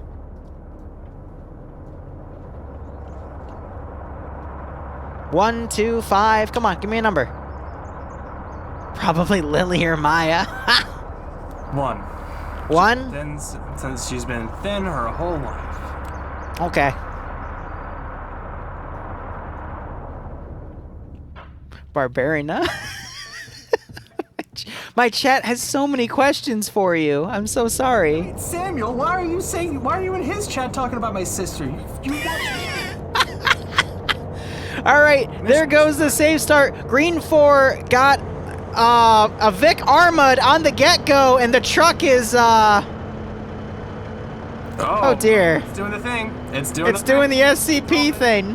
This is what we try to avoid. Everyone just hop onto the fucking BTR. That's what Layden's trying to rally the troops, get them on the BTR, and just get them going, because that's all they can do right now. I think Ash is glitched. And, yeah, we'll see that truck again in about 30 minutes when it finally reaches the AO and blows up 2 buildings. There's also a UAZ that got hit as well with its engine taken out. That's what I was worried about with them all grouped up together, you and me both, but... They were so tightly grouped up. We do have Alpha 2, Dryden with 6 people in his truck as well, heading in for Bravo. Charlie is being swarmed by Red 4. Alpha 2 trying to sneak in on Bravo, though. Yep, that's what I just said. Dryden for them. That's 4 AB there. They're going to get in. They're going to catch King in here out of position. But they can't get the kill on King. And he gets into the... No, he's not in the zone yet. Vonk and Schnuffles are going to be, though. And if they can just get inside this map... 2 guys dropped on the left, and their bodies, Jib style... ragdolling around. Schnuffles is teasing on the edge as well. So this zone should not be captured for either side as Green 4 get onto the north side of the airfield for Alpha. Ah, crap, that reminds me. We also, way far north, we have Red 4 X-Ray going in for that long play. 6 people, so they have the 4 in the X-ray team, and a couple extra. And they are going for a rear play. I'd be willing to bet you 20 bucks that that's Northern. SL Dream finally getting setting off from base with 12 extra souls, and just look how slow that BTR is going. Op4 getting some GLs up on where Green 4 is on a hill trying to do Overwatch. Green 4's major force that has come into Bravo is mostly down. They only got one guy left. I think Op4 is going to be able to hold this. Neutral again, yeah. Yep. Then you get some reinforcements over there. They're trying to set up some base of fire, but it's already looking strong for Red 4. We also have Charlie. Bonk just saw Foika west side and shoots him in the back. of the airfield, sorry. And Op4 is going to gain control of Bravo in a few seconds. Green 4 has control of Alpha, but I mean, look at Op4's plan here. Green 4 spent an entire squad going to Op4 spawn to steal their trucks. Op4, meanwhile, has 2 squads coming around. One of them's getting pinned down by a BTR, though. why do they... There's T5 Bay hitting them. This is going a little whack on both sides here. Yeah, I'd say mainly for Green 4. First, Yeah. The Karma incident, they're already down 7 players from that failed assault on Bravo that wasn't supported at all. Now they have 10 or so people dicking around at Red 4 spawn. That's the only way I can put it. There's Bravo taken. You've got an Op4 BTR coming from the east.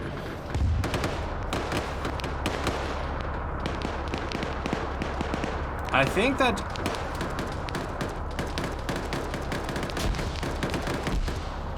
I think Malin already got.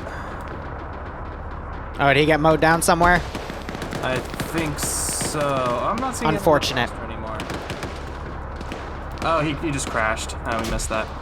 That's a shame. Yeah, I agree.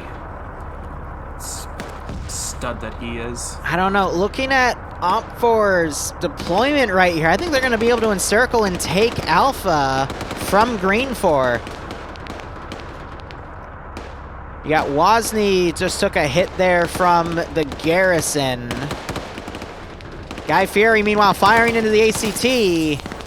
No, ATC, excuse me. Getting a kill. You're learning.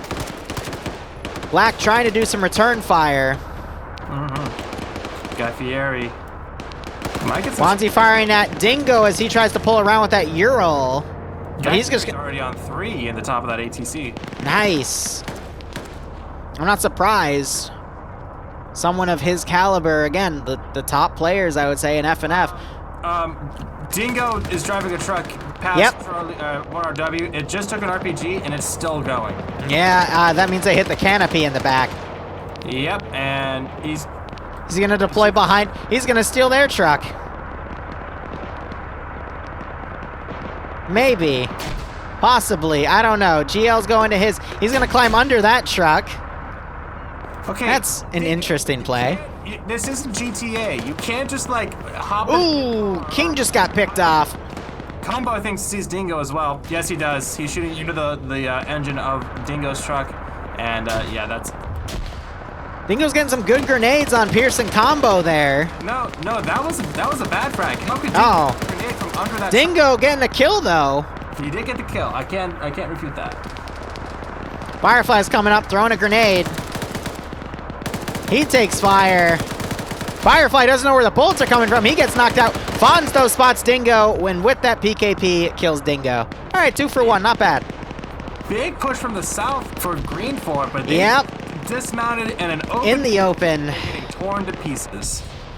Not a good use of manpower there. Had 3 trucks. You could have barreled down the fence. They still have the fence to climb over too.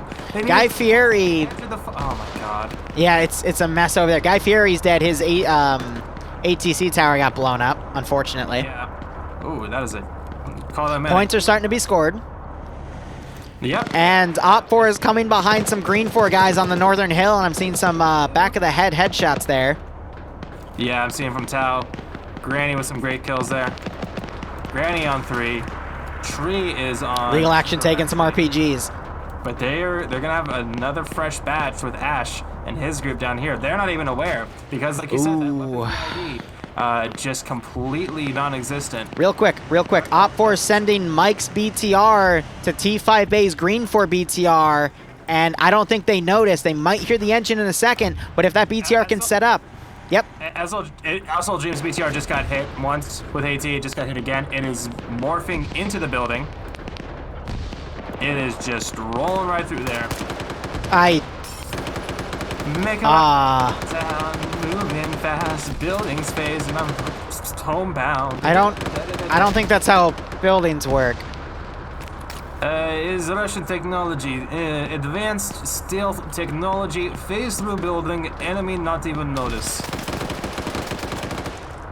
I see. Where's that truck? Did we ever get closure on that truck from that got fucked earlier? I honestly don't know. It's still back there with the Euro. It's been driving in circles. Yay, Arma physics. Arma 3 is a wonderful game. No, So meanwhile, that Mike's BTR pulled too far forward and got caught out of position now by the green 4 BTR 70. Its engine just got hit a few times, but it's still going strong. And the gunner doesn't know where to look. So I think T5 Bay is just reloading that 50 round 14.5, and there he goes, unloading more into the front of that BTR. But they're still doing fine, I think. Gunner is dead, driver is dead, and there's 2 other people in it wondering what the hell's going on. Yeah, they kept one of the glass, the shields open, so they're able to shoot right through the glass with no armor protecting it at all. Yep. And oh, there goes the engine. And more shots into the turret. Yeah, that's them. Other Op4 BTR charging green 4 infantry on the side of this Hainer, excuse me. Knocking out multiple people. Yep, Gonzaga does says, and the team on the hill, Granny, Amber the Stars, and Cheese firing down on them. They have no clue. I think Rory just Dreams just got taken out. But yeah, Green 4 is just getting absolutely minced. Look Yeah. This is not looking good. That false start, and the fact they sent a squad all the way to Op4 spawn to just take their trucks for some weird reason just did not really serve them well here, and it's showing. Levi's BTR driver got knocked out, and they just came to a stop, and now they're pretty out there as well. That's the other Op4 BTR, right? Mm-hmm. Yep. That's the other one. They both drove in the line of fire at T5 Bay's BTR, and that's not what you want to do.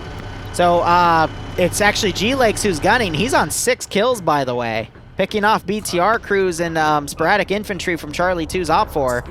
Speaking of BTRs, the SCP-106 is nice, now Yanni. to the other side of the ATC building and has its sight on Bravo. It's going to get to Bravo whether or not it's crewed.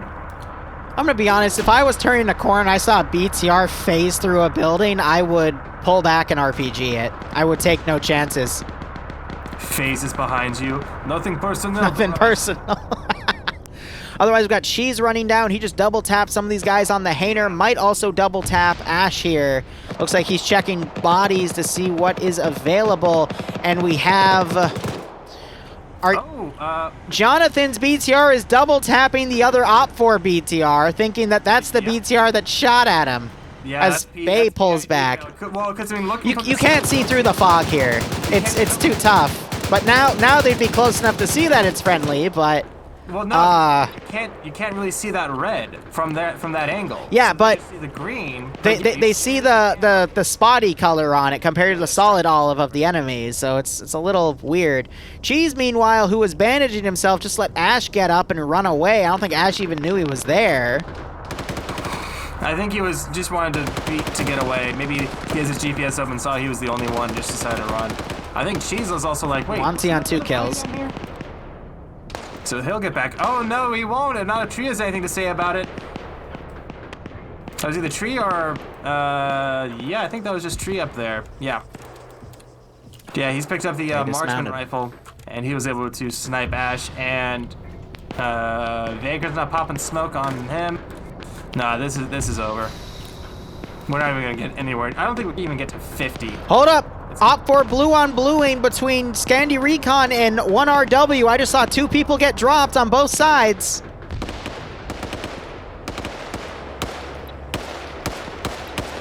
It's 2 PKP gunners, and they just picked off a member of Scandi Recon. Let me try to find a name real quick. It was Flying Finn. They killed Flying Finn. There's still a chance. Embedded Green 4 agents within Op 4. I don't know why they were shooting at the objective where they, you know, took first and would obviously keep, but hey, reasons.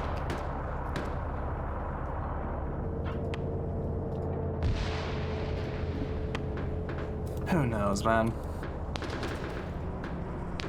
And that BTR has successfully phased through the building. There's still a little bit of it inside, but I think it's lost all momentum. Excellent.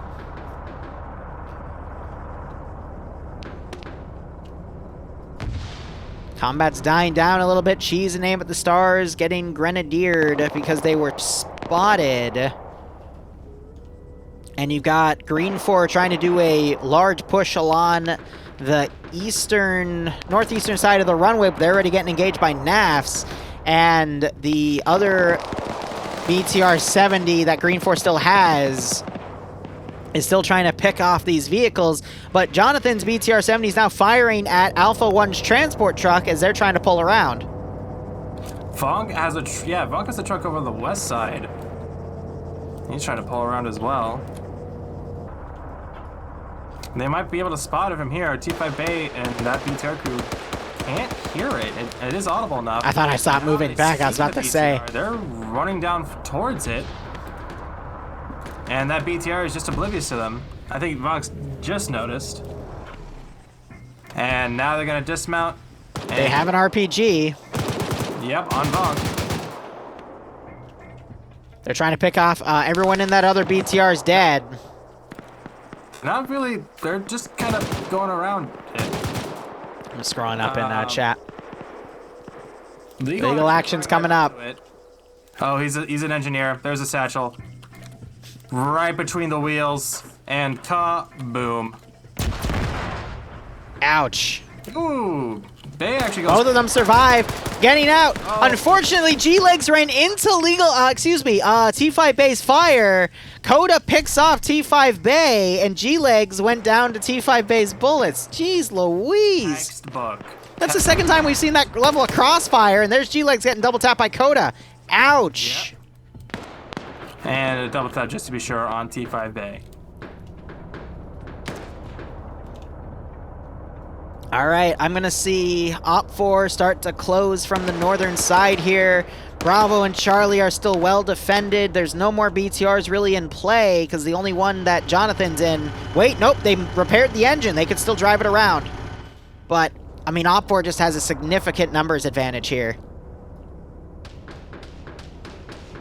I don't see Green 4 bouncing back considering who we have in this AO. In your chat, you can't spell F and F without a little FF. Without a little friendly fire. That's a good one.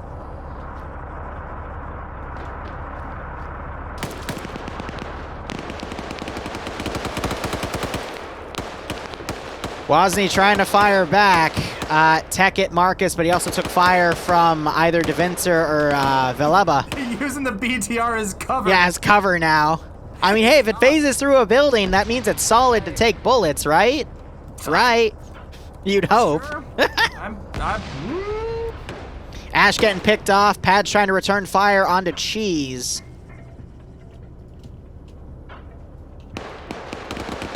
And that Green 4 force that was moving on the northern side of the runway to the east is now moving northeast instead.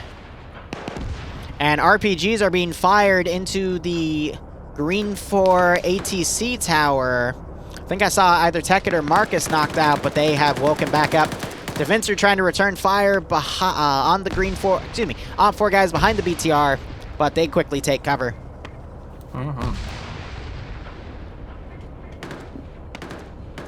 And yeah, it's just winding down. About a handful of Green 4 left up in the zone. Good shot.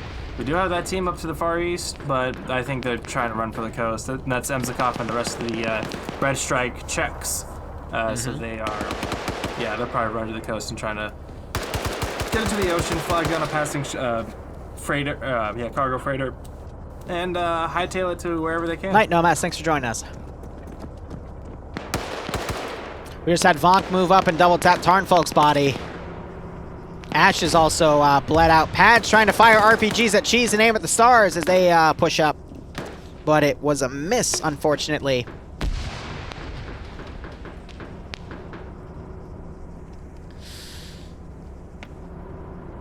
I don't know. Op4 just has to keep this the defensive line they've made fortified. Green 4 trying to send some guys around. It's not going to be enough. And Op4's northern line might be able to surround and eliminate this area. Pad just got killed. Vonk just got knocked out. A 1-to-1 trade there. But if that keeps up, Op4 is going to overpower this northern push. Had another guy, Shalteres, get knocked out by the Op4 defense line. Caught out of position, unfortunately. Vonk wakes back up.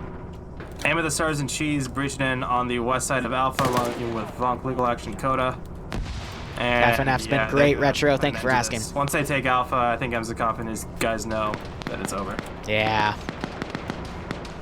Wuno trying to fire in to get a pickoff. I see Tekit is not here anymore. He got picked off some time ago.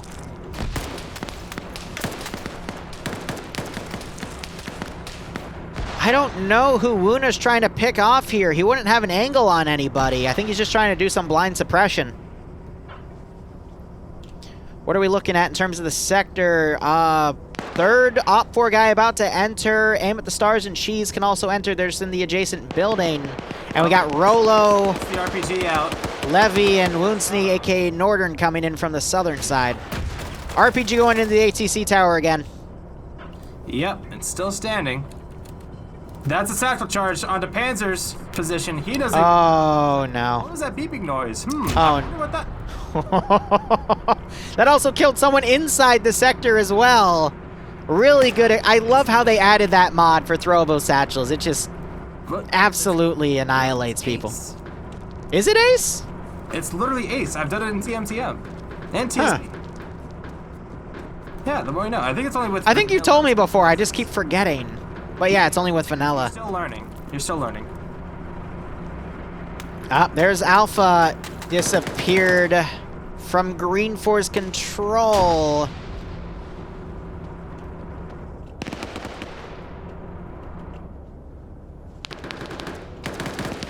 Marcus trying to hold against Legal. Legal doesn't have a mag, though. And neither does Marcus. He ran out of ammo and wasn't able to go in, but they've actually hopped in the window. Marcus with the RPG. Legal Action. Puts it on Legal Action's foot. But unfortunately, Coda opened the door and sprayed who was it? Marcus's brains all over the wall. The Vincer's still up in the corner. Out of there. If that had hit him, that'd be a different story. But yeah, that heat warhead only hurts when it hits. Not a lot of explosive radius. And yeah, that's Alpha done. The Vincer's the last one inside the zone. And it's The fuck was that? And Emzikov, but now they're actually getting friendly fire by Schnuffles tower on the hill. He actually takes down 2, and he could get 3. That's all friendly fire. Baby Potato also getting friendly fired.